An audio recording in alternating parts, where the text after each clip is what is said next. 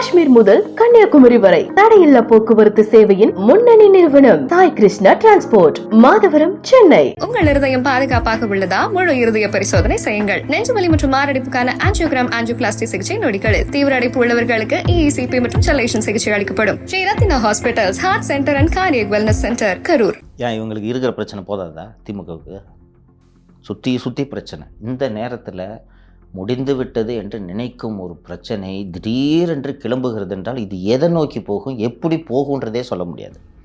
நீங்கள் ஒரு அண்ணாமலை டேப்லேயே பார்த்தீங்கன்னா ராஜா எவ்வளோ கான்ஃபிடென்ட்டாக பேசுகிறார் பார்த்தீங்களா? ஓப்பனிங்காக நல்ல செய்தி.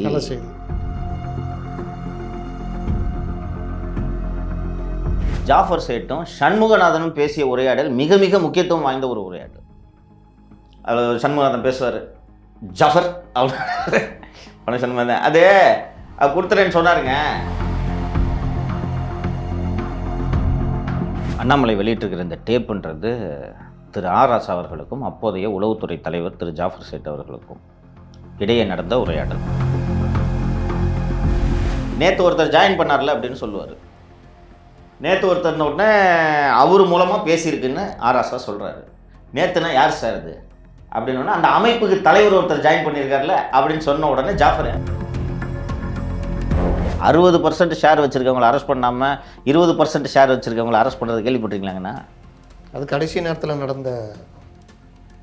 அந்த அம்மா ஜெயிலுக்கு போக முடியாது. அப்புறம் கலைஞர் தான் கூப்பிட்டு சொல்கிறார், அம்மா பாவம்மா, அம்மா பாவம்மா. என்ன சொல்லுவாங்க அவங்க? சரிப்பா நான் போகிறேன்.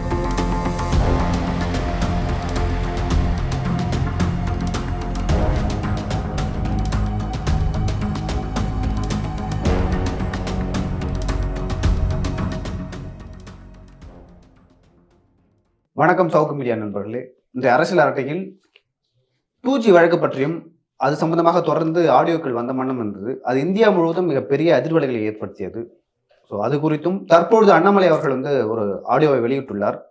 அதாவது DMK ஃபைல்ஸ் 3 என்று பெயரில் அவர் வெளியிட்டுள்ளார். அந்த ஆடியோ குறித்தும் பேச இருக்கிறோம். வாருங்கள் சார். வணக்கம். வணக்கம் லியோ சார். நான் முன்னாடி சொன்ன மாதிரியே 2G வழக்கு காங்கிரஸ் ஆட்சியிலிருந்தே, குறிப்பாக ஊழல் கட்சி காங்கிரஸ் அப்படின்னு சொல்லிட்டு மிகப்பெரிய முழக்கம் இந்தியா முழுவதும் முன்னெடுக்கப்பட்டது.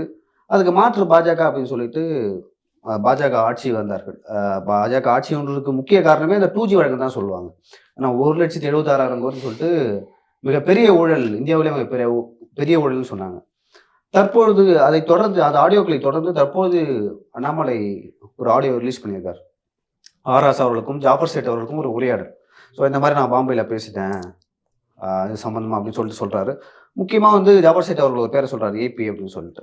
ஸோ இது தொடர்பாகவும் அந்த ஆடியோவில் பேசியிருக்காங்க. இந்த ஆடியோ இப்போ வெளியிட்டா இதில் என்ன அதிர்வலைகள் ஏற்பட போகுது? அரசியல் லாபம் என்ன அதில் பாஜகவுக்கு? அரசியல் எதிரியை போட்டு அடின்னு அடிக்கிறதுல என்ன அரசியல் லாபம் இருக்க போகுது? ஊழல் கட்சி அப்படின்ட்டு அவர்கள் மீது முத்திரை குத்துவதற்கு இது நிச்சயமாக அவர்களுக்கு உதவத்தான் போகிறது. டிசம்பர் 2017 2G வழக்கில் சம்மந்தப்பட்ட அத்தனை பேரையும் சிறப்பு நீதிமன்றம் விடுதலை செய்தது, உங்களுக்கு எல்லாருக்கும் தெரியும்.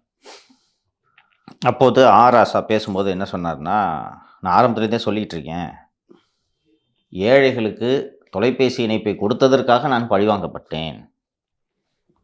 அப்புறம் நிறைய உள்நோக்கத்தோடு நிறைய பேர் இந்த அலிகேஷனை, இந்த குற்றச்சாட்டுகளை மிகைப்படுத்தி சொன்னார்கள், இதில் எந்த விதமான ஊழலும் நடைபெறவில்லை அப்படின்ட்டு திரு ராசா அவர்கள் பேசினார். அண்டு அது குறித்து ஒரு புத்தகமும் ராசா எழுதியிருக்கிறார், அந்த 2G வழக்கில் நான் கடந்து வந்த பாதை அப்படின்ட்டுலாம். இன்னைக்கு அண்ணாமலை வெளியிட்டிருக்கிற இந்த டேப்புன்றது திரு ராசா அவர்களுக்கும் அப்போதைய உளவுத்துறை தலைவர் திரு ஜாஃபர் சேட் அவர்களுக்கும் இடையே நடந்த உரையாடல். சொல்லுங்க சார். சரி சார், ஒன்றும் இல்லை, நல்ல செய்தி தான், நல்லா போயிட்டு இருக்கு. Very good sir. அவங்கெல்லாம் போயிட்டாங்க, அவங்கெல்லாம் குவாரண்டைன் பண்ணிட்டாங்க. சரிங்க சார். ரொம்ப நல்லா ட்ரீட் பண்ணாமல் இந்த இஷ்யூலாம் இங்கே டேக்கிள் பண்ணிட்டாங்க. இந்த இஷ்யூ நம்ம சொன்ன இஷ்யூ நம்ம இந்த இஷ்யூலாம் வராமல் பார்த்துட்டோம். Yes sir, yes sir. வேறு ஒரு அரேஞ்ச்மெண்ட் நேற்று ஒரு join பண்ணார்ல.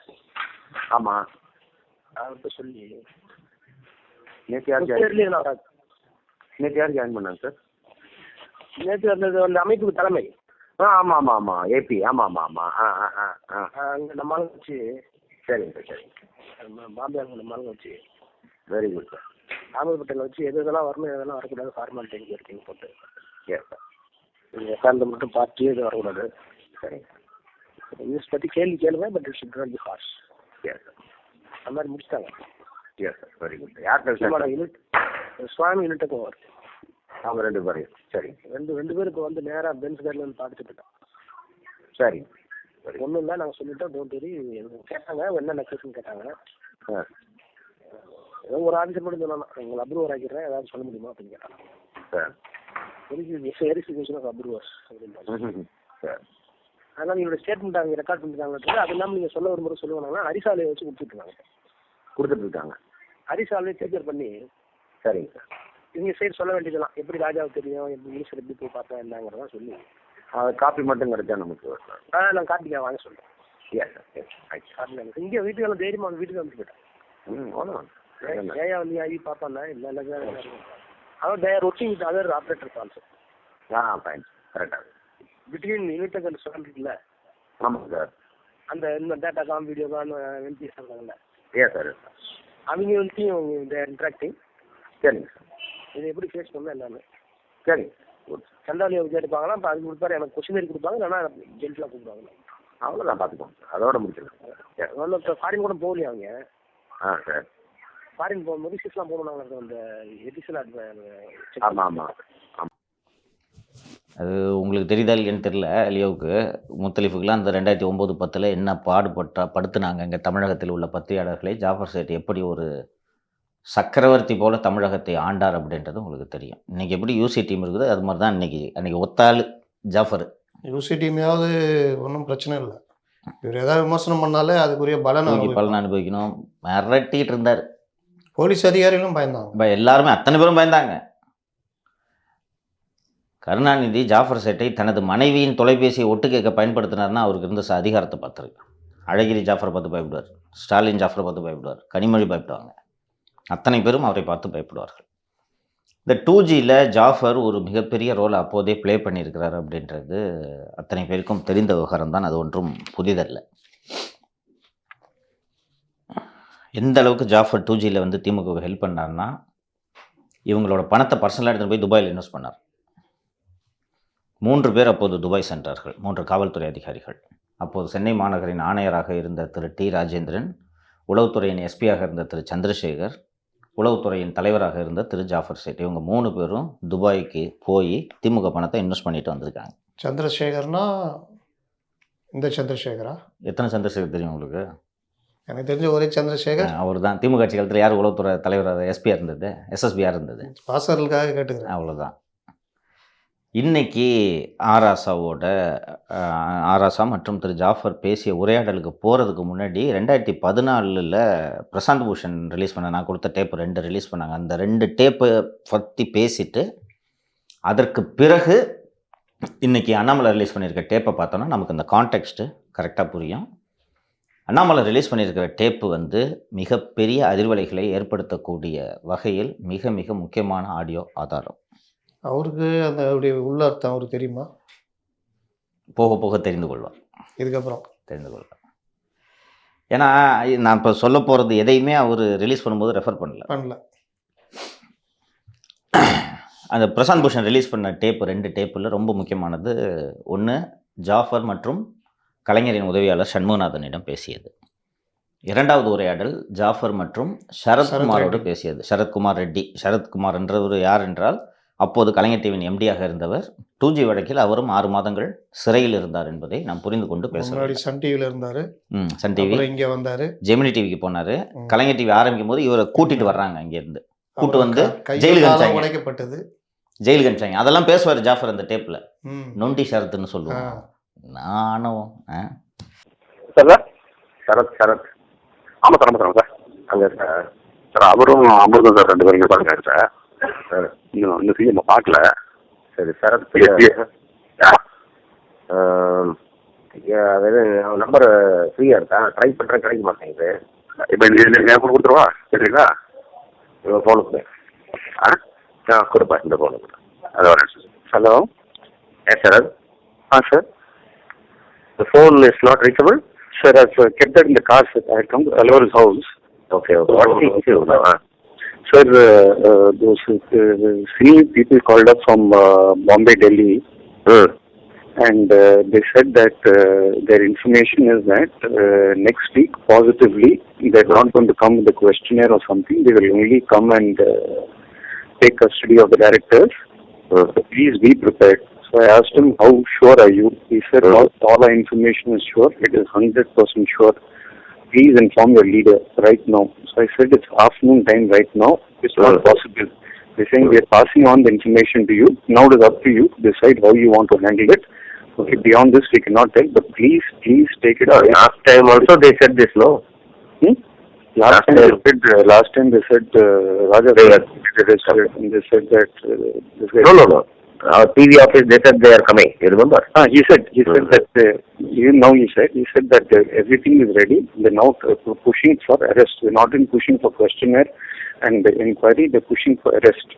So it's up to you guys to take it. You please do another thing. Check out from your sources before you want to take any further action. I called up Amrutam. We had gone for one function. Ramnayan sir, some daughter, some granddaughter, some function was there. They gone there. So first he said leave it. Then he suddenly said no, it's better we go tell off Shanmunathan sir. That time I sent you an SMS that we are heading here. We came here. Then they decided not to tell. Then I went back home. Then again I got a call saying come back. No, I told Shanmunathan not to tell now. 3D checkup. Correct, it's better. So it's better we take the checkup 100% sure and then do it. But from whatever they're saying, they sound a little panicky. So anyway, they called me back. Please come back. And just now, I think from Chidambaram sir and the entire Congress, people have done it up. So they're waiting, sitting down. So K.R. Balu sir said he'll handle it. That's where it is now. Okay, when you are telling Kalaga, tell that you have also told me. Fine. I am checking up. They are saying that it is 50-50 only. You guys are not confirming. They are saying that no way. Logic, they are telling about 2-3 logic. One, they are saying in that case, first to be touched will be the senior guys. Correct. That has not been done. Maybe they are doing it to apply some pressure so that they will not look in the direction. We have conveyed the facts about our the transaction and also the fact that she is not a director. She is only a shareholder. The other director is not there, and these are the things that which is a clean. The transaction occurred. She was there, sir. That is what I. When the transaction took place, she was here. Yes, she was the director.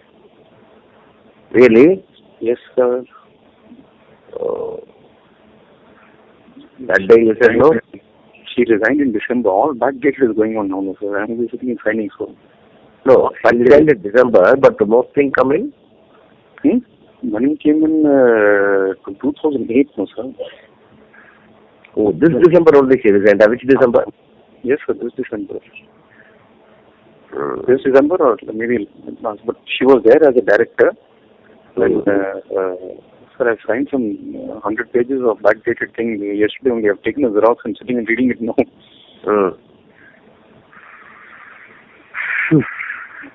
The problem is that because we are hearing news and getting news and the queries, then we are manipulating according to that. So pages have been changed. When Kani Madam was not there in Kani Madam, I know 2007 she was not there. After 2007, Periyamma continued to be because of Periyamma continued to be. That I know. Correct. Periyamma continued to know, but there because and she has said that she has no knowledge of English or Tamil. No. Correct. So they cannot link. But even otherwise, the transaction we are saying, and it's a fact also, it is a clean transaction. Taking my checks and we are understand. See, talking is not a problem. The only question is that which angle is it going to take? I don't think. See, they will. That is what I'm telling. My guys, my sources are telling no, that is highly precipitative, which they will not do. Okay.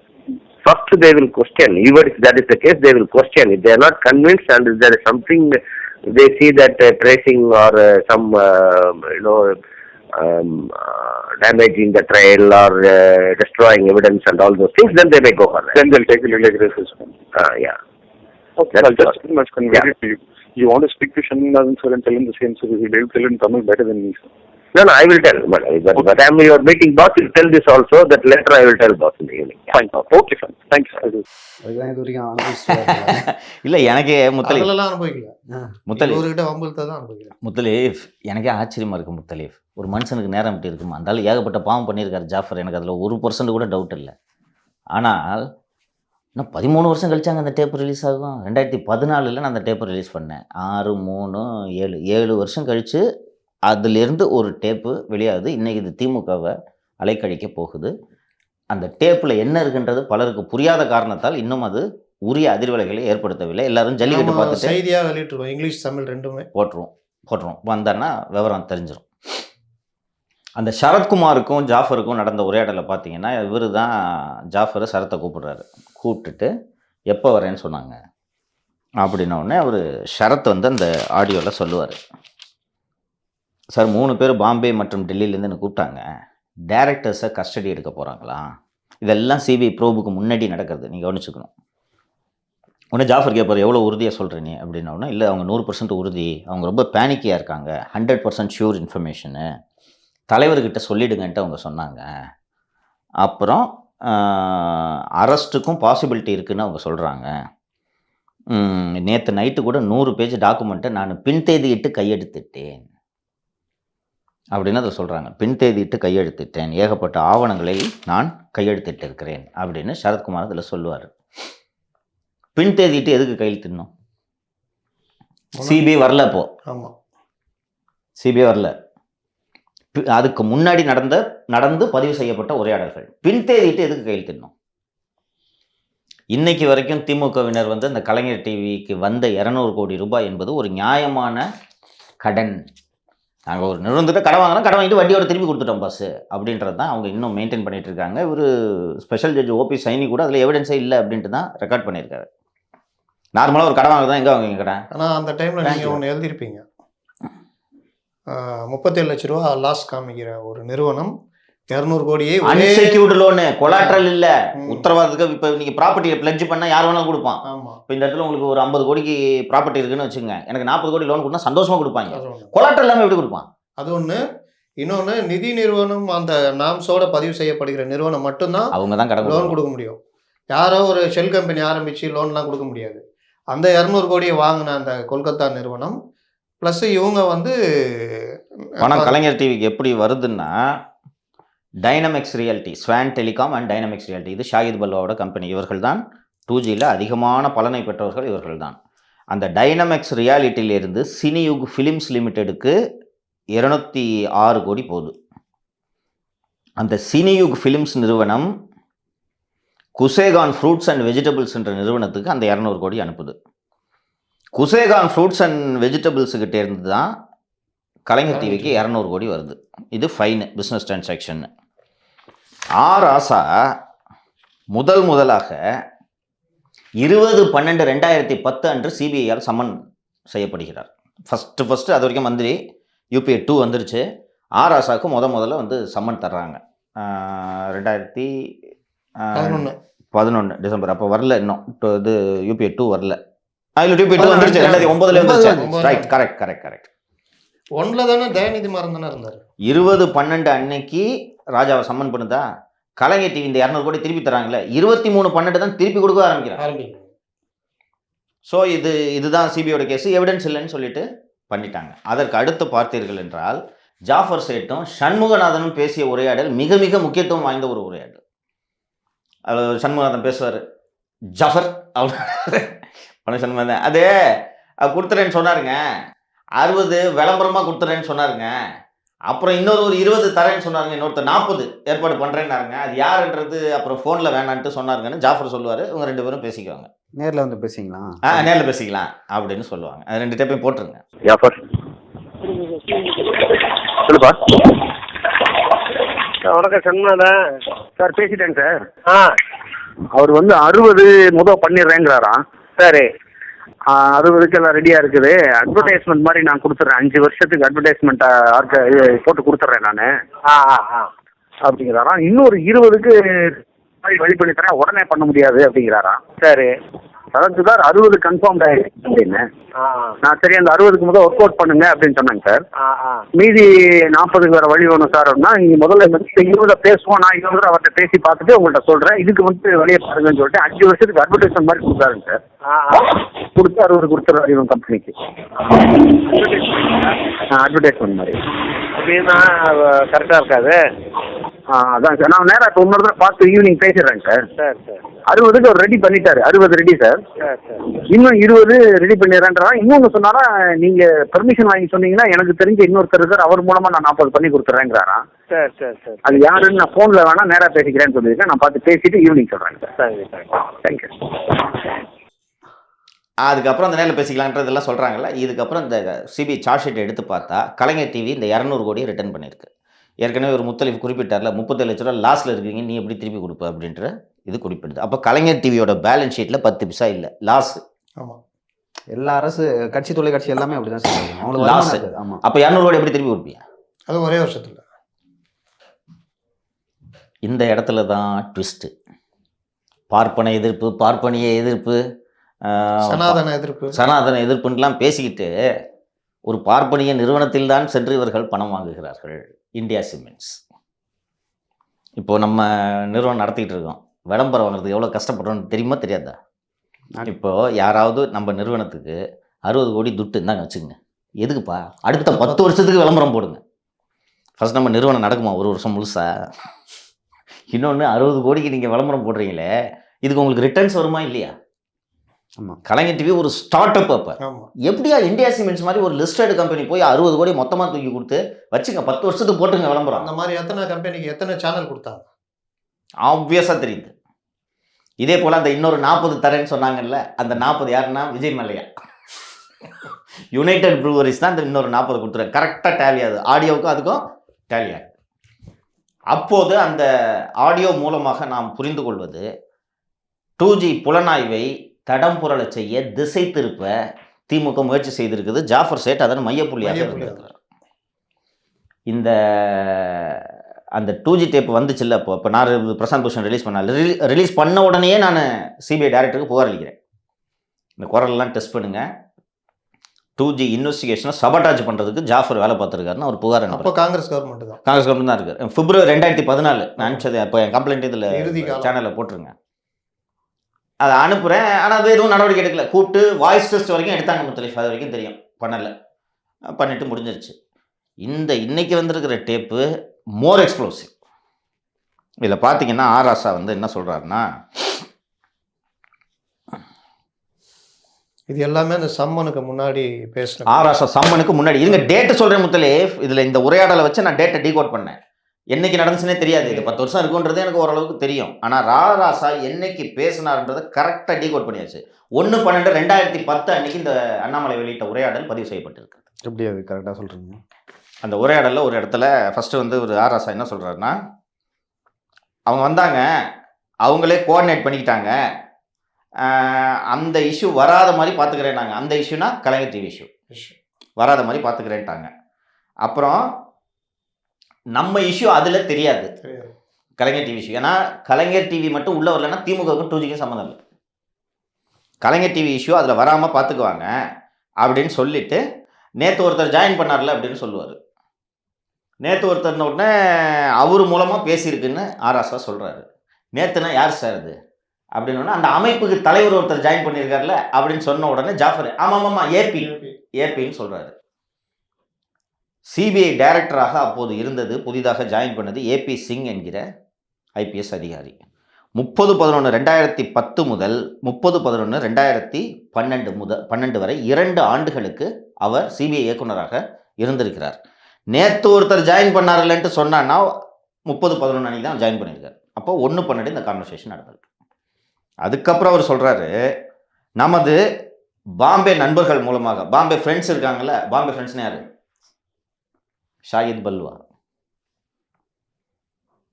அவங்க தானேப்பா 2Gயில் மிகப்பெரிய பலனை அடைந்தது. ஷாகித் பல்வான்னு சொல்கிறத விட அனில் அம்பானி.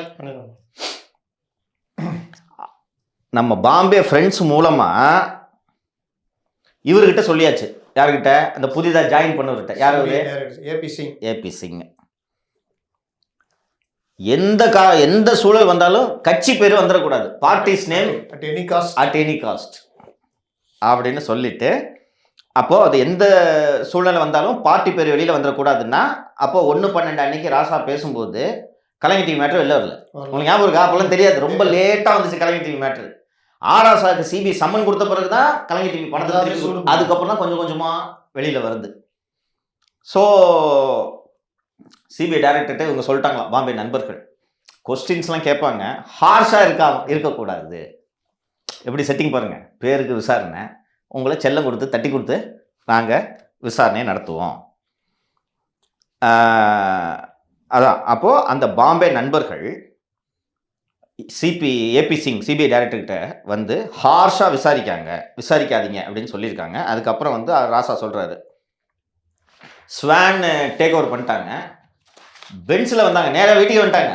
நான் கூட இந்த நேரத்தில் எதுக்கு வரீங்க, 2 பேருமே வந்துட்டாங்க, நான் கூட இந்த நேரத்தில் எதுக்கு வரீங்க அப்படின்னு சொல்லிட்டு நான் கேட்டதுக்கு அதெல்லாம் ஒன்றும் பிரச்சனை இல்லை, எவ்வளோ தைரியமாக வந்தீங்க அப்படின்னு கேட்டேன். என்ன மெசேஜ் சொல்லணும் அப்படின்ட்டு சொல்கிறாங்க அப்படின்னு சொன்னோடனே, அதாவது என்ன மெசேஜ் சொல்லணும்னு கேட்டாங்கன்னா, சிபிஐ டைரக்டருக்கு என்ன மெசேஜ் சொல்லணும். அப்புறம் அதில் ஒருத்தர் அப்ரூவர் ஆக்கிறேன்னு சொல்கிறாங்க, அது பரவாயில்லன்னு சொல்லிட்டேன். அப்புறம் ஹரிஷ் சால்வே இந்தியாவிலே பரவாயில்லன்னு சொன்னேன். அதுக்கு என்ன சொல்றாருன்னா, they asked me to be conveyed, they also said they will turn approver. They will turn approver and statement will be recorded and it will be done in the presence of Harish Salve. Approver ஆயிடுவாங்க, வாக்குமூலம் பதிவு செய்யப்படும், மூத்த வழக்கறிஞர் ஹரிஷ் சால்வே முன்னாடி இது நடக்கும், அவர் எல்லாத்தையும் பார்த்துக்குவார் அப்படின்னு சொல்கிறாங்க. ஹரிஷ் சால்வே இந்தியாவிலே பணக்கார வக்கீல், ஒரு அப்பியரன்ஸுக்கு 45 கோடி 45 லட்சம் வாங்கக்கூடிய ஆள். அவர் ரீட்டைனர் ப்ரீஃபெல்லாம் 25-30 கோடி வரைக்கும் போகும் அவருக்கு, அந்த அளவுக்கு பெரிய பணக்கார வக்கீல். இதற்கு பிறகு பார்த்தால் இது நடந்து கிட்டத்தட்ட ஒரு 7-8 மாதங்களுக்கு பிறகு சிபிஐ அனில் திருபாய் நிறுவனத்தின் நிர்வாகிகள் அப்ரூவராக ஒப்புதல் தந்துள்ளார்கள்னு கோர்ட்டில் போய் சொல்லுது. இது 2 டேலி ஆகுது, தெரியுதா? அப்ரூவ் ஆயிக்கிறேன்னு சொன்னாங்க. அப்புறம் கூடுதலாக இவர் ஸ்வான் டெலிகாம் வந்தாங்க அப்படின்னு சொல்லிட்டு சொல்கிறாரா, ஸ்வான் டெலிகாம் முழுமையாக அனில் திருபாய் கம்பெனியோட நிறுவனம். ஸ்வான் டெலிகாமோட ஃபண்ட்ஸே வந்து அனில் அம்பானியோட ரிலையன்ஸ் தான் ஃபண்டு பண்ணுதுன்றதையும் சிபிஐ நீதிமன்றத்தில் அது பதிவு செய்யுது. அதற்கு பிறகு வந்து அதான் இப்போ ராசா பேசுனதோட சப்ஸ்டன்ஸ் என்னன்னு பார்த்தீங்கன்னா, சிபிஐ டைரக்டர்கிட்ட பாம்பே நண்பர்கள் பேசிவிட்டார்கள், நாம் அஞ்சுவதற்கு எதுவும் இல்லை அப்படின்றத சொல்கிறாரு. இந்த ஏபி சிங் அதுக்கப்புறம் என்ன வர்றாரு தெரியுமா, சிபிஐ டைரக்டரு இந்த சிபிஐ வழக்கை இந்த லட்சணத்தில் விசாரித்ததற்காக அவரை மத்திய அரசு பணியாளர் தேர்வாணையத்தின் தலைவராக காங்கிரஸ் அரசு நியமித்தது. UPSC 14/2/2013 AP Singh was appointed as UPSC chairman. அதற்கு பிறகு அவர் மீதே சிபிஐ அமலாக்கத்துறை விசாரணை தொடங்குது. அவர் இந்த மொயின் குரேஷின்னு ஒரு மீட் எக்ஸ்போர்ட்டர் ஒருத்தர் இருக்கார், பெரிய ஸ்கேம். அதில் இவர் பணம் வாங்கிட்டார், பிளாக்பெரி மெசஞ்சர் மூலமாக அவரோட உரையாடி இருக்கிறாருன்னு எல்லாத்தையும் சொன்ன உடனே 14/1/2015 இவர் டென்யூர் முடியறதுக்கு முன்னாடி AP Singh was force to resign. அதற்கு பிறகு ஃபர்தராக அந்த கான்வர்சேஷனில் ராசா என்ன சொல்கிறாருன்னா, they are working with other operators also. அதை சொல்ல கவனிச்சிங்களா, ஸ்வான் டெலிகாம்னு பேரை சொல்லிட்டாரு, அதர் ஆப்ரேட்டர்ஸ் கூட ஒர்க் பண்ணாங்கன்னா அதில் மீதி இன்னொரு அந்த பேரையும் சொல்கிறாரு, யூனிடெக், ஸ்வான் டெலிகாம், வீடியோகான், இவங்க கூட எல்லாம் பேசிட்டு இருக்காங்க. அவங்கெல்லாம் எப்படி இந்த விசாரணையை எதிர்கொள்வது என்று அவர்களுக்குள் கலந்தாலோசித்து கொண்டிருக்கிறார்கள். அப்புறம் ராஜா கடைசியாக சொல்கிறாரு, சண்டாலியார்கிட்ட கேட்பாங்க, அப்புறம் என்கிட்ட கொஸ்டினர் அனுப்புவாங்க. ஸ்பெஷல் பிஏ, ராஜாவோட பர்சனல் பிஏ தான் ஆர்கே சண்டாலியா. அவர் வந்து சண்டோலியா, அவரும் இந்த கேஸில் அக்யூஸ்ட், அவரும் ராசா கூட ஜெயிலில் இருந்தார். கேட்பாங்க, அடுத்து எனக்கும் கேள்வியில் அனுப்புவாங்க. இதற்கு நடுவே வந்து 18/2/2011 அன்று சிபிஐ கலைஞர் டிவி அலுவலகத்தில் சோதனை எடுக்கிறது. ஞாபகம் இருக்கா? மேலே சோதனை, கீழே கூட்டணி பேச்சுவார்த்தை. 63 நாயன்மார்கள் கொடுத்தார்கள், அந்த பேச்சுவார்த்தை நடக்கும் தருணம் அது.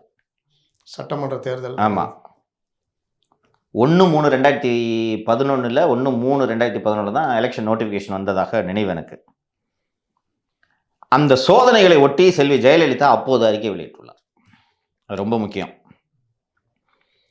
திமுக தலைமையகமான அண்ணா அறிவாலயத்தில் விளக்குகளை எல்லாம் அணைத்துவிட்டு ஒரு ரகசிய கூட்டம் நடந்தது. ஜெயலலிதாவோட ஸ்டேட்மெண்ட். அந்த கூட்டத்தில் கருணாநிதி, அவரது பிள்ளைகள் ஸ்டாலின், கனிமொழி மற்றும் கலைஞர் டிவியின் எம்டி திரு சரத்குமார் ஆகியோரோடு அரசு தலைமை வழக்கறிஞர் PS ராமனும் இருந்தார். இப்போது நியமிக்க அதற்கான விருது தான் இது. இவ்வளோ வக்கீல் இருக்கும்போது எதுக்கு PS ராமனை தேர்ந்தெடுத்தாங்கன்ற கேள்வி வருதா பாருங்க. அப்பவே ஜெயலலிதா அவரை நேம் பண்ணி ஸ்டேட்மெண்ட் விட்டுருக்காங்க. 11 மணிக்கு தொடங்கிய இந்த நள்ளிரவு கூட்டம் மறுநாள் காலை 4 மணி வரை நடைபெற்றது. வெளியில் இருக்கும் அனைத்து விளக்குகளும் அணைக்கப்பட்டிருந்தன. 13/2/2011 பிப்ரவரி 13 அன்று கலைஞர் டிவி தொடர்பான பல முக்கியமான ஆவணங்கள் கோணி மூட்டைகளில் எடுத்து செல்லப்பட்டு பெருங்குடி குப்பை எரிக்கிற இடங்கள் அங்கே போட்டு எரிக்கப்பட்டது. 15 பிப்ரவரி 2011 அன்று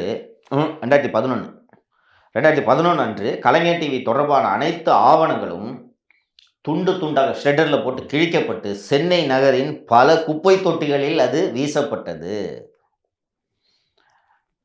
சாதாரண குற்றவாளிகளைப் போல சிபிஐ இவர்களை ட்ரீட் பண்ணியிருக்க கூடாது. சிபிஐ கூடுதல் கவனம் எடுத்திருக்க வேண்டும். ஆனால் சிபிஐ மிக தாமதமாக இந்த சோதனைகளை நடத்தியதிலிருந்தே குற்றவாளிகளை காப்பாற்றுவதற்காக தான் சிபிஐ பணியாற்றி கொண்டிருக்கிறது என்பது தெரிய வருகிறதுன்னு ஜெயலலிதா அப்போவே ஸ்டேட்மெண்ட் விட்டாங்க. நான் கூட சரி ஏதோ கேஸ் போட்டிருக்காங்க, அரெஸ்ட் பண்ணி தான் கனிமொழி உள்ளே வச்சிட்டாங்க, ஆர்எஸ் உள்ளே வச்சிட்டாங்க அப்படின்னு சொல்லிட்டு சரி ஏதோ ஒழுங்காக விசாரிச்சிருக்காங்கன்ட்டு நினச்சேன். அதற்கு பிறகு தான் இந்த விசாரணையே இவர்கள் அத்தனை பேரும் விடுதலை செய்வதற்கு ஏற்ப விசாரணை நடத்தப்பட்டுள்ளது. ஃபஸ்ட்டு இந்த சிபிஐ இது 2G கேஸில் எஃப்ஐஆர் போட்டது அஸ்வினி குமார்னு டைரக்டர், சிபிஐ டைரக்டர். அவருக்கு அடுத்தது கவர்னர் கொடுத்தாங்க, ஞாபகம் இருக்கு. அவர் சூசைட் பண்ணிட்டு செத்து போனார் என்று நினைவு எனக்கு. அதற்கு அடுத்து ஏபி சிங், இவருக்கு யூபிஎஸ்சியோட சேர்மன். அப்புறம் டிஆர் பாலுக்குலாம் இதில் என்ன ரோல்ன்றது அந்த ஏற்கனவே இருக்கிற டைப்பில் வந்திருக்கிறது. இது போக டிஆர் பாலு இந்த ரைடை தான் பேசுகிறாரு. டிஆர் பாலுவும் வரும் எப்போ வர்றது, அந்த ரைடு வர்ற நேரம் நம்ம டேட் சொல்லியிருக்கோம். மீனவர்கள் போராட்டம் நடக்கும்போது அந்த அதுக்குள்ளே இதாயிடும் அமைக்கிறோம் அப்படின்ட்டு. அப்போ என்ன டேட் வரணும்னு இவங்களுக்கு தெரிஞ்சு உங்களுக்கு தெரியுது. ஆவணங்கள்லாம் அழிக்கிற வேலையெல்லாம் இப்போ இன்னைக்கு புதன்கிழமையா, வெள்ளிக்கிழமை வாங்க ரைடுக்குன்ட்டு நம்ம சொன்னோம்னா ஏதாவது ஆவணம் இருந்துச்சுன்னா வச்சிருப்போமாங்க. அப்போ என்ன இன்வெஸ்டிகேஷன் நடந்துச்சு? இது நீதிமன்றத்தில் 13 ஆண்டுகள் கழித்து இப்போது போய் இதை வழக்கை புதுப்பிச்சு இதில் இவங்களுக்கு தண்டனை பெற்று தர முடியுமா முடியாதான்றது எனக்கு தெரியாது. ஆனால் தேர்தல் நேரத்தில் அரசியல் ரீதியாக இது திமுகவுக்கு எதிராக பயன்படாதா? அதுக்கு தான் வெளியிட்டிருக்காரு. 2Gலேருந்து தப்பிச்சிட்டோம், நாங்கள் உத்தமர்கள், எங்கள் மீது ஒரு குற்றச்சாட்டு நிரூபிக்கப்பட்டிருக்கிறதா? பார்ப்பனிய குற்றச்சாட்டுகள், 2G குற்றச்சாட்டு ஞாபகம் இருக்கா? பிட்டி தியாகராகத்தில் கூட்டம் போட்டாங்களே ஞாபகம் இருக்கா? காமராஜ், ரமேஷ் பிரபா, ஏடி பன்னீர்செல்வம், இந்த பாதிரியார் ஒருத்தருப்பாரா, ஜெகத் கஸ்பர். 2Gயில் வந்த காசு கணக்கு வழக்கு தெரியாது. அந்த 2Gயில் ஷாகித் பல்வா திமுகவுக்கு கொடுக்க வேண்டிய கடைசி 2500 கோடி கடந்த ஆண்டு வந்தது தமிழ்நாட்டுக்கு. அதையும் சொல்லிடுறேன். அப்போ பேலன்ஸ் இருந்துச்சுல்ல, இப்போ கடைசியாக வாங்கினாங்க, செட்டில் ஆயிடுச்சு ஃபுல்லாக. டிரான்சாக்ஷனில் தான் வரும் பணம். டிரான்சாக்ஷன் வந்து அது ஒரு ப்ராப்பர்ட்டியாக வாங்கி இவங்ககிட்ட கொடுத்துட்டாங்க. அது வரைக்கும் எனக்கு தெரியும்.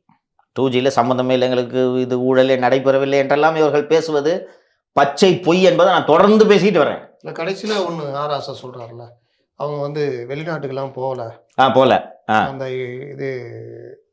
இது சுவிஸ் எஸ்டியாவா ஏதோ ஒரு இது சொல்கிறேன், எட்டிசலாட் அங்கெல்லாம் போகிற மாதிரி இல்லை, அதோட கட் ஆகுது. அது என்னன்னா, அப்போது வெளிநாடுகளுக்கு தப்பி சென்று விடலாம் என்ற ஒரு திட்டமெல்லாம் இருந்துச்சு. ஒரு பதட்டத்தில் இருக்கவங்க எல்லா பிளான்ஸையும் ஒர்க் அவுட் பண்ணுவாங்கல்ல, அது போலெல்லாம் அப்போதும் இருந்தது. அதுக்கப்புறம் ஆராசாவை நம்ம கைதாக மட்டும் நினைச்சிட்டு தானே தெம்பா பேசினுக்கிறாரு. அதுக்கப்புறம் ஆராசா கைதாகி 6 மாசம் சிறையில் இருந்தார். ஏன்னா நிலைமை இல்லை இது நடந்ததுக்கு இது வந்து அதுக்கெல்லாம் முன்னாடி இந்த சிங்கு கரெக்டாக 20 நாள் முத்தலிஃபு 1/12, ஆராசாக்கு சம்மன் வந்து 20/12, 18 நாள் நடுவில் கேப். அதுக்கப்புறமா அரெஸ்ட் ஆகுறாரு. அதுக்கப்புறம் தான் 20/12 ஃபர்ஸ்ட் சம்மன். அதுக்கு ஒரு 3 4 5 4 சம்மன் கொடுக்குறாங்க. 5வது சம்மன்ல அரெஸ்ட் பண்ணி. அப்போ அதுக்குள்ளே அரசியல் நெருக்கடி அதிகரிக்குது. ஏன்னா இந்த அண்ணா ஹசாரே மூவ்மெண்ட் எல்லாம் இப்போ பிச்சுன்னு போயின்னு இருக்கு. எவ்ரிடே மூவ்மெண்ட் டெவலப்மெண்ட் நடந்துகிட்டு இருக்கும். ஒரு ஸ்டேஜில் காங்கிரஸ் கவர்மெண்ட் இனிமேல் உங்களை காப்பாற்ற முடியாதுன்ற ஸ்டேஜுக்கு வந்துட்டு தான் உங்கள் குடும்பத்திலேருந்து ஒருத்தர் ஜெயிலுக்கு போனால் தான் இது அடங்கும் அப்படின்னு சொல்லிட்டு தான் கனிமொழி அவர்களை சிறைக்கு அனுப்பியது. இன்னொரு விஷயத்தையும் இதில் சேர்த்து சொல்லிடுறேன். கலைஞர் டிவிக்காக 200 கோடி ரூபாய் நாம் கடன் வாங்கலாம் என்று முடிவு எடுத்த அந்த நாளில் கனிமொழி அந்த நிறுவனத்தில் இயக்குனர் அல்ல. ரொம்ப சைஸாக எல்லாரையும் காப்பாற்றணும் பண்ணியிருக்காங்க பாஸ். அந்த 2G சிபிஐ சார்ஜ் ஷீட்டை பார்த்தீங்கன்னா எல்லா இடத்துலையும் MS மிஸ்ன்னு போட்டு கருணாநிதினு இருக்கும். அது ஆக்சுவலி தயாளு கருணாநிதி. 40% ஷேர். 60 இவங்க இந்தம்மா 20 60% ஷேர். 60% ஷேர் வச்சிருக்கவங்களை அரெஸ்ட் பண்ணாமல் 20% ஷேர் வச்சிருக்கவங்களை அரெஸ்ட் பண்ணுறது கேள்விப்பட்டிருக்கீங்களாங்கண்ணா? அது கடைசி நேரத்தில் நடந்த. அந்த அம்மா ஜெயிலுக்கு போக முடியாது. அப்புறம் கலைஞர் தான் கூப்பிட்டு சொல்கிறார், அம்மா பாவம்மா, அம்மா பாவம்மா. என்ன சொல்லுவாங்க அவங்க? சரிப்பா நான் போகிறேன் அப்படின்னு போய் இப்போ டெக்னிக்கலாக எல்லாத்தையும் காப்பாற்றிச்சா? அதுக்கு முன்னாடி அமிர்தம் இருந்து அவர் வெளியில் வந்தார். ஆமாம் அமிர்தம் இருக்கார். அமிர்தம் பேரையும் இவர் ரெஃபர் பண்ணுவார். சரத்குமார் அந்த ஆடியோவில் ரெஃபர் பண்ணுவார். இது மட்டுமல்ல, இன்னும் பல ஆடியோக்கள் அண்ணாமலை வசம் இருக்கின்றன. அது என்னென்ன பூகம்பத்தை கிளப்ப போதோ. இது முடிந்து போன கதை. இங்கே வந்து இப்போ இந்த சொம்பு ஊடகவியலாளர்கள்லாம் இருக்காங்கல்ல, இது பழசு. பழசு தானே? உண்மைதானே? 20 வருஷத்துக்கு முன்னாடி கொலை பண்ணி குற்றவாளியை பிடிச்சா. இல்லை, நான் என்ன சொல்கிறேன், எவிடன்ஸ் டேம்பரிங். இப்போ ஒரு எஃப்ஐஆர் ஓப்பன் பண்ண என்ன பண்ணுவீங்க? ஆமாம், பண்ண மாட்டாங்களா? என்ன பண்ணலாம்? கேஸே ஃபர்ஸ்ட்லேருந்து ஆரம்பிக்கலாம். இவங்க சுத்தமாக எவிடன்ஸே இல்லாமலாம் போய் கேஸ் போட்டு உள்ளே வைக்கிறவங்க. அவங்க என்ன எல்லாத்தையும் ஆதாரத்தோடய வைக்கிறாங்க உள்ள. சிதம்பரம் 100 நாள் வந்தார்ல, இன்னைக்கு வரைக்கும் சார்ஜ் ஷீட் ஃபைல் பண்ணலாமா? அந்த டைம்ல தான் இந்த மணி லாண்டரிங்ன்ற வார்த்தையே எக்ஸாக்ட்லி நீங்களா எழுத. அப்போதான் இடி உள்ள வருது. இப்போ சட்டவிரோத பண பரிவர்த்தனை, PMLA ஆக்டில் என்ன பவர்ஸ், இதெல்லாம் அப்போதுதான் வரைக்குது. ஷெல் கம்பெனிஸ் இதெல்லாம் புதுசாக நம்ம கிளாஸரியில் ஏறுது. தமிழ்நாட்டில் புழக்கத்துக்கு அப்போ தான் வருது இந்த மாதிரி. 1,75,000 கோடி பிச்சுட்டு போச்சு. அதெல்லாம் எந்த அளவுக்கு பிச்சுட்டு போச்சுன்னா, எப்படி சொல்றது, எல்லா தேர்தல் பிரச்சாரத்துலையும் தான், நார்த்தில் தேர்தல் பிரச்சாரத்தையும் தான் யூஸ் பண்ணாங்க. தினமலர் ஒரு இது தலைப்பில் போட்டாங்கல்ல, தினமணி அண்ட் எக்ஸ்பிரஸ் 000 நம்ம தமிழ்லேயே வச்சிருக்கோம். அது தினமணி அண்ட் இந்தியன் எக்ஸ்பிரஸ் 1,76,000 கோடிக்கு எத்தனை கோடி இவ்வளோ ஜீரோன்றதுலாம் நமக்கு அப்போ தான் தெரியும். போட்டு அது ரெண்டும் ரொம்ப கேட்சியாக இருந்துச்சு. திமுகவை இப்போ இப்போ என்னென்னா, நீங்கள் நாங்கள் 2Gல விடுதலை ஆகிட்டோன்னு சொல்கிறீங்கல்ல, நீங்கள் மோசடி செய்து இந்த விடுதலையை பெற்றிருக்கிறீர்கள்ன்ற அந்த பொலிட்டிக்கல் நரேட்டிவை கட்டமைத்தாலே திமுகவுக்கு இது பலவீனமா இல்லையா? கிட்டத்தட்ட அந்த ஆடியோலாம் அப்படி தானே சொல்லுது. அந்த 2G இவங்கெல்லாம் சொல்கிறாங்களே, லீடருக்கு இன்ஃபார்ம் பண்ணணும், தலைவர்கிட்ட சொல்லணும், கடைசி வரைக்கும் கலைஞருக்கு தெரியாமையே பண்ணிட்டுருக்காங்க. ஒரு ஸ்டேஜில் கலைஞருக்கு தெரிஞ்ச உடனே தான் கொதிச்சுட்டார் அவர். என்னையா பண்ணி வச்சுருக்கீங்க? அவருக்கு தெரியும் இந்த மாதிரி விஷயம்லாம் எப்படி போய் முடியுன்றது அவருக்கு நல்லா தெரியும். கலைஞர் நாலேஜுக்கு போன பிறகு தான், அதுக்கப்புறம் தான் இதை டிஃப்யூஸ் பண்ணுறதுக்கு என்ன பண்ணுறதுன்னு யோசிக்கிறாங்க. அப்போ கிடையாது, மாறணும் இல்லை, மாறணும் நடந்த வாய்ப்பு இருந்திருக்காது. அப்போ பேசும்போது தான் வேற வழி இல்லைங்க, யாராவது ஒருத்தர் ஃபேமிலியிலேருந்து ஜெயிலுக்கு போகணும்னு சொல்லிடுறாங்க காங்கிரஸில். அப்போது தான் வயது முதிர்ந்த தனது மனைவிக்கு பதிலாக மகளை சிறைக்கு அனுப்புகிறார். சிறைக்கு அனுப்பி அதுக்கப்புறம் நடந்ததெல்லாம் நமக்கு தெரியும். எல்லாரும் அவர் இருக்கும்போதே இவர்கள் அத்தனை பேரும், இல்லை அவர் இறந்த பிறகு தான் விடுதலை ஆகிறாங்களா? 17 தான் விடுதலை ஆகிறாங்க. அவர் 16 இறந்துட்டார்ல. இன்னொன்று 16 விடுதலை ஆக்கல, அப்போ ரொம்ப ஓய்வு போயிட்டார். ஒருவேளை பாஜக வந்து ஆட்சியில் இருந்தால் அந்த விவகாரம் வெளியே தெரியாமல் போயிருக்கும்ல சார், எடுத்துருக்கவே மாட்டாங்கல்ல. நீங்கள் காங்கிரஸுக்கும் பிஜேபிக்கும் எப்படி பார்க்குறீங்க அதை? இல்லை, அப்படி பார்க்காது. நான் எப்படி பார்க்குறேன்றதை சொல்லிடுறேன். காங்கிரஸ் இந்த இடத்துல இருந்தாலும் இதான் செய்யும். அதோட தன்மை மாறும். இது அரசியல் போர் கிட்டத்தட்ட, புரிஞ்சுக்குங்க. வெற்றி ஒன்றே இலக்குன்னு எந்த பஞ்சமா பாதகத்தையும் அரசியலில் செய்வார்கள். அதுதான் அரசியலின் இலக்கணம். காங்கிரஸ் இந்த இடத்துல இருந்தாலும் அதாங்க பண்ணோம். பிஜேபியாவது பரவாயில்ல, எதிர்கட்சி அவங்க மேலே விமர்சனம் பண்ணுறாங்க, அவங்கள தாக்குறாங்க. கூட்டணி கட்சியில் இருந்துக்கிட்டே கூட்டணி கட்சி சிஎம்மோட பொண்ணை ஜெயிலுக்கு அனுப்பல. அது எப்படி? அந்த நேரத்தில் வேற வழி இல்லாத அளவுக்கு போய்கிட்டு இருந்தது. முழு பழியும் காங்கிரஸ் மேலே விழுறது தப்பிக்கிறது. காங்கிரஸ் சொன்னது என்னன்னா, நாங்கள் இன்னைக்கு கையை வச்சோன்னா இப்போ சென்ட்ரலில் மந்திரியாக இருந்த உங்களோட அத்தனை மந்திரியும் ஜெயிலுக்கு போகணும். அதுக்கு பதிலாக ஏதோ 1-2 பண்ணிட்டு நாங்கள் நிறுத்துறோம், கடைசியாக விடுதலை ஆகிறதுக்கு ஹெல்ப் பண்ணுறோம். அதுதான் மன்மோகன் சிங் கடிதமாக இப்போ ஃபேமஸ் ஆச்சு. ஞாபகம் இருக்கு மன்மோகன் சிங் கடிதம், நீரா ராடியா கிட்ட ஆராசா டாட்டா எழுதின லெட்டரை கொண்டு வந்து கொடுத்த கடிதம். இந்த 2G மொத்தமே அலைக்கற்றை தொடர்பாகவோ ஆனதாலோ என்னமோ தெரியல, வெறும் ஆடியோவாக வந்து இருக்குது. நீரா ராடியா டேப்பு, 2G டேப்பு. இது ஒன்றும் எங்களுக்கு ஒன்றும் பெரிய சிக்கல் இல்லைன்னு திமுக நினைத்து கொண்டு இருக்கிறார்கள். இது மிகப்பெரிய சிக்கலை அவர்களுக்கு ஏற்படுத்த போகிறது. எனக்கு இன்னைக்கு ஏபின்னு ஒரு ஜாஃபர் ரெஃபர் பண்ண உடனே, ஏன்னா சிபிஐ டைரக்டர் நேராக வந்துடுறாரு. அப்போ சிபிஐ டைரக்டர் அக்யூஸ்டை பார்த்து பேசுறாருன்னா என்ன இன்வெஸ்டிகேஷன் பண்ணீங்க? அவர் பீரியடில் தான் இந்த இன்வெஸ்டிகேஷன் நடக்குது. 1/30/11 சார்ஜ் எடுக்கிறாரா? கரெக்டாக அந்த 2 பீரியடில் தானே சிபிஐ இன்வெஸ்டிகேஷன் நடந்தது. அப்போ இந்த இன்வெஸ்டிகேஷன் மொத்த இன்வெஸ்டிகேஷனே பாட்ச்ட். குற்றவாளிகளை காப்பாற்றுவதற்காகவே நடத்தப்பட்ட புலன் விசாரணை தான் 2G புலன் விசாரணைன்னு இப்போ பிஜேபி ஒரு நரேட்டிவை கட்டுறாங்க. என்ன பண்ணுவீங்க? அதுவும் இல்லாமல் நீங்கள் சொன்னீங்கல்ல, ஒரு கம்பெனிலேருந்து இன்னொரு கம்பெனிக்கு அந்த பணம், அங்கேருந்து 3வது கம்பெனிக்கு அந்த பணம், அங்கேருந்து தான் கலைஞர் டிவிக்கு வருது. இது வந்து கிட்டத்தட்ட மணி லாண்டரிங் தான். இன்னொரு விஷயத்த சொல்கிறேன், அந்த 200 கோடி இவங்க துட்டு. அதுதான் சொல்கிறேன், அது ஒரு மணி லாண்டரிங் தான். மணி ரவுண்ட் ட்ரிப்பிங்னு சொல்லுவாங்க. இந்த பாக்கெட்லேருந்து நான் இங்கேருந்து உங்கள்கிட்ட கொடுக்கறது, நீங்கள் பிரபாகிட்ட கொடுக்கறது, பிரபாகர் முத்தலீஃப்ட்ட கொடுக்கறது, முத்தலீஃப் விஜய்கிட்ட கொடுக்கறது, விஜய் வந்து ஒரு புது கம்பெனி ஸ்டார்ட் பண்ணி எனக்கு கொடுப்பார். இதான் ரவுண்ட் ட்ரிப்பிங். கடைசியில் சுற்றி சுற்றி பார்த்தா அந்த பணம் என் பணம். இப்படி தான் கலைஞர் டிவிக்கு இந்த பணம் வந்து இங்கே மாட்டிக்கொண்டார்கள். இதை பிஜேபி பெரிய அளவில் பயன்படுத்த போகிறது என்பதற்கான அறிகுறிகள் நமக்கு தென்படுகின்றன. 19ஆம் தேதி வராரா பிரைம் மினிஸ்டர்? வராரா? கேள்விமாட்டார் நினைக்கிறேன். இந்த போகலாம் போனால் அவர் எப்படி வருவார்? வருவார். வந்து வாரிசு அரசியல் 2G ஊழல்னு இங்கே பேசுறதுக்கு தாங்க வர்றாரு. கேலோ இண்டியாவுக்கு தானே வர்றாரு அவர். வரட்டும். இன்னொரு அதுக்கப்புறம் போகிறாரு. அதுக்கப்புறம் வந்து இப்போ விஜயகாந்துக்கு வந்துட்டு போன பிறகு கட்டுரை எழுதுற மாதிரி எழுத மாட்டாரா? சரி, இவங்க நிகழ்ச்சிக்கு வந்துட்டு இவங்களே போட்டு தகுறாரு. இதில் என்னப்பா இருக்குது? இதெல்லாம் பிஜேபி பண்ணாததா? சசிகலா தலையில் கை வச்சுட்டு ஹிமாச்சல் பிரதேஷில் அந்த சீஃப் மினிஸ்டர் பேர் வீரபத்ர சிங் தானே? ஆமாம். யார் தப்பு பண்ணாலும் நீங்கள் விசாரணை பண்ணலாம், அதில் ஒன்றும் தப்பு இல்லை. வீரபத்ர சிங்கோட பொண்ணு கல்யாணம் நடந்துட்டு இருக்கியா? அன்னைக்கு சிபிஐ ரெடியா? குறைந்தபட்ச மனிதாமனருக்கு செய்ய மாட்டாங்க. இது எங்கே போகுது? என்ன கல்யாண வீட்டிலேருந்து துட்டு எடுத்துன்னு போகிறாங்களா? ஜெயலலிதா மறைவு நேரத்தில் சசிகலா தலையில் கை வச்சாரா? என்னமாச்சு? இப்போ இந்த இன்னைக்கு தான் இந்த ஜூனியர்டனில் பார்த்தேன், அந்த பிரதமர் பொங்கல் விழா முருகன் வீட்டில் கொண்டாடினார்ல, அன்னைக்கு ஓபிஎஸ்க்கு பிறந்த நாளாம். ஆமாம், நம்மளோட கார்டு போட்டு பொங்கலுக்கு வாழ்த்து சொல்லுவாங்க, இல்லை கூப்பிட்டு ஃபோன்லேயாவது ஒரு வாழ்த்து சொல்லுவார், ஒரு ட்வீட்டு போடுவார்னு காலையிலேருந்து உட்காந்துன்னு இருக்கிறார். ஒரே ஒரு வாட்டி கூப்பிடுங்க ஜி, பொங்கலுக்கு பக்கத்தில் உங்கள் கூட உட்காந்து பொங்கல் பானையை கிண்டிட்டு ஒரு ஃபோட்டோ எடுத்துங்க, அதை வச்சு உருட்டுறேன் ஜின்னு கிட்டே சேரல. இதே பிரதமர் ஒரே மாதத்தில் 5 முறை பன்னீர்செல்வத்தை சந்தித்தார். அப்போது துணை முதல்வர் கூட இல்லை, மறந்துடாதீங்க. இதே பிரதமர் சசிகலா வர்சஸ் ஓபிஎஸ்னு வரும்பொழுது ஜல்லிக்கட்டு பிரச்சனையில் ஓபிஎஸ்ஐ வரவழைத்து அந்த சட்டத்தை பாஸ் பண்ணி கொடுத்து ஜல்லிக்கட்டு நாயகன்ற பேரையும் வாங்கி கொடுத்தாரு. விசுவாசம் அப்படி தான் பண்ணுவாங்க. இன்னொரு விஷயத்த சொல்கிறேன், பிரதமர் வர்றாருலங்க, திருவேண்டரம் வராரு, கோபி கேரளா சவுத்து கான்சென்ட்ரேட் பண்ணுறாரு பாருங்க. ராமேஸ்வரம் போயிட்டு திருவேண்டரம் போகிறாரு. சவுத்து கான்சென்ட்ரேட் பண்ணுறாரு பாருங்க. என்ன ரீசன்னு? சவுத்தில் பிஜேபியால் கால் பதிக்க முடியாது நீங்கள் சொன்னீங்களே, அது எப்படி பதிக்க முடியாது? வரேன் பாருங்க. அதுக்கு தான் ஸ்ரீரங்கம் ரங்கநாதனை தரிசிப்பது, அங்கே குருவாயூர் கோயிலில் போயிட்டு ராமேஸ்வரம் போயிட்டு திருவனந்தபுரம். அப்போது அதை இவங்க ஒரு சேலஞ்சாக எடுத்துகிட்டு வராங்க. அண்ட் இன்னொன்று, பிரதமர் இங்கே வருவதற்கான நோக்கம் தமிழகத்தில் பிஜேபியை வளர்ப்பதற்குன்னு நம்ம புரிஞ்சுக்கலாமா? புரிஞ்சுக்கலாம். புரிஞ்சுக்கலாம், ரைட்டா? அப்போது இங்கே வளர்றதுக்கு ஸ்பேஸ் வேணும்ல. திமுக அழிஞ்சால் தானே அந்த ஸ்பேஸ் உருவாகும். இன்னைக்கு அண்ணாமலைக்கு கிரவுண்ட் லெவலில் ட்ராக்ஷன் வளர்ந்துட்டு இருக்குன்னு நீங்கள் ஒத்துக்கிறீங்களா? ஆமாம், இதெல்லாம் வந்து பெரிய மரியாதை ஏற்படுத்தி கொடுக்கும் இளைஞர்கள் மத்தியில். அப்போது திமுக நல்லா வலுவாக தாக்குறாருன்னு சொல்லிட்டு தானே இந்த ட்ராக்ஷன் கெயின் ஆகுது. அப்போ அதை எக்ஸ்ப்ளாய்ட் பண்ணுறது தானே பிஜேபி விரும்பும். திமுக நல்லா வளர்த்து விட்டு நீங்கள் நல்லா வளர்ந்து நல்ல உறுதியான கட்சியாகுங்க, நாங்கள் ஒரு ஓரமாக உட்காந்துக்கணும்னு சொல்லுவாங்களா? பிரதமர் எதுக்கே தடிக்க விழுந்தா இங்கே வந்து கோயில் கும்பிட்றாரு, திருக்குறள் சொல்கிறாரு, பொங்கலில் சக்கரை பத்தலை ஜி, கொஞ்சம் வெள்ளம் போடுங்க ஜி அப்படின்னு போட்டு கிண்டின்னுக்கிறாரு அங்கே முருகன் வீட்டில் போய். என்ன திடீர்னு அவருக்கு தமிழ் பாசம்? உண்மையிலே தமிழ் பாசம் இருந்துச்சுன்னா நிதி அதிகம் ஒதுக்கு, 10 பைசா கொடுக்கறது இல்லை.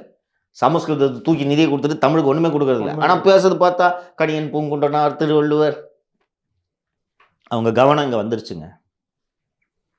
பிஜேபி தமிழகத்தில் கால் ஊன்ற முடியாது, தென்னிந்தியாவில் கால் ஊன்ற முடியாதுன்னு நீங்கள் சொல்கிறீங்களே, இதை சேலஞ்ச் எடுத்து நான் கால் ஊன்றி காட்டுறேன் பாருன்ட்டு அவங்க வந்திருக்காங்க. அண்ட் இயல்பாகவே கொள்கை ரீதியாகவே திராவிட முன்னேற்ற கழகம் அவர்களுக்கு எதிரான ஒரு நிலைப்பாட்டில் இருக்கக்கூடிய கட்சி. அண்ட் திராவிட முன்னேற்ற கழகத்தின் 75 வருஷம் ஆச்சா? எத்தனை வருஷம் ஆச்சு? 75 வருஷம். 75 வருட வரலாற்றில் மிக மிக பலவீனமான தலைமையில் திமுக இருப்பது இதுதான் முதல் முறை. அண்ணாதுரை 50 வருஷம் அவர் வச்சிருந்தார்ல, அண்ணாதுரை கலைஞர் அவர் பட்டா போட்டு யாரும் கிட்ட வர விடாமல் வச்சிட்டாரு. அண்டு கருணாநிதிக்கு பிறகு ஒரு திரு ஸ்டாலின் அவர்கள் தலைமையில் நேற்று தான் விரிவாக பேசணுமே, கட்சி எவ்வளோ பலவீனமாக இருக்குன்றதை பற்றி விரிவாக பேசணும். ஒரு பலவீனமான நிலைமையில் ஒரு அரசியல் கட்சி இருக்கும்போது இந்த நேரத்தில் அதை தாக்கி அடித்து காலி பண்ணுறது தானே சரியான போர் தந்திரம். ஏன் ஏடிஎம்கே இப்போ காலிக்கலன்னா டைம் இருக்குது, எங்கே போகிறாங்க. இன்னொன்று திமுக கம்பேர் பண்ணும்போது அது உறுதியாக இருக்கு ஓரளவுக்கு. ஏதோ ஒரு இடம் கிடைக்கணும், அவ்வளவுதான். அந்த இடம் இந்த இடமா இருக்கு. இல்லை, திமுக கம்பேர் பண்ணும்போது ஏடிஎம்கே வலுவாக இருக்கா இன்னைக்கு? அதான் சொல்றேன். இருக்கு. அவங்க வேணா முயற்சி பண்ணாங்க ஏடிஎம்கே உடைக்கிறதுக்கு, இல்லைன்னா சொல்றேன். இல்லைன்னு சொல்ல முடியாது. சரி, இப்போ அது வலுவாக இருக்கு. இப்போ போய் ஏன் அதுக்கிட்ட மோதி மண்டை உடச்சிக்கிட்டு எலெக்ஷன் பிறகு அவங்களுக்கு கச்சேரி வச்சுக்கலாம். உள்ளூர் வேணாம், எப்போ வேணா அடிச்சுக்கலாம்.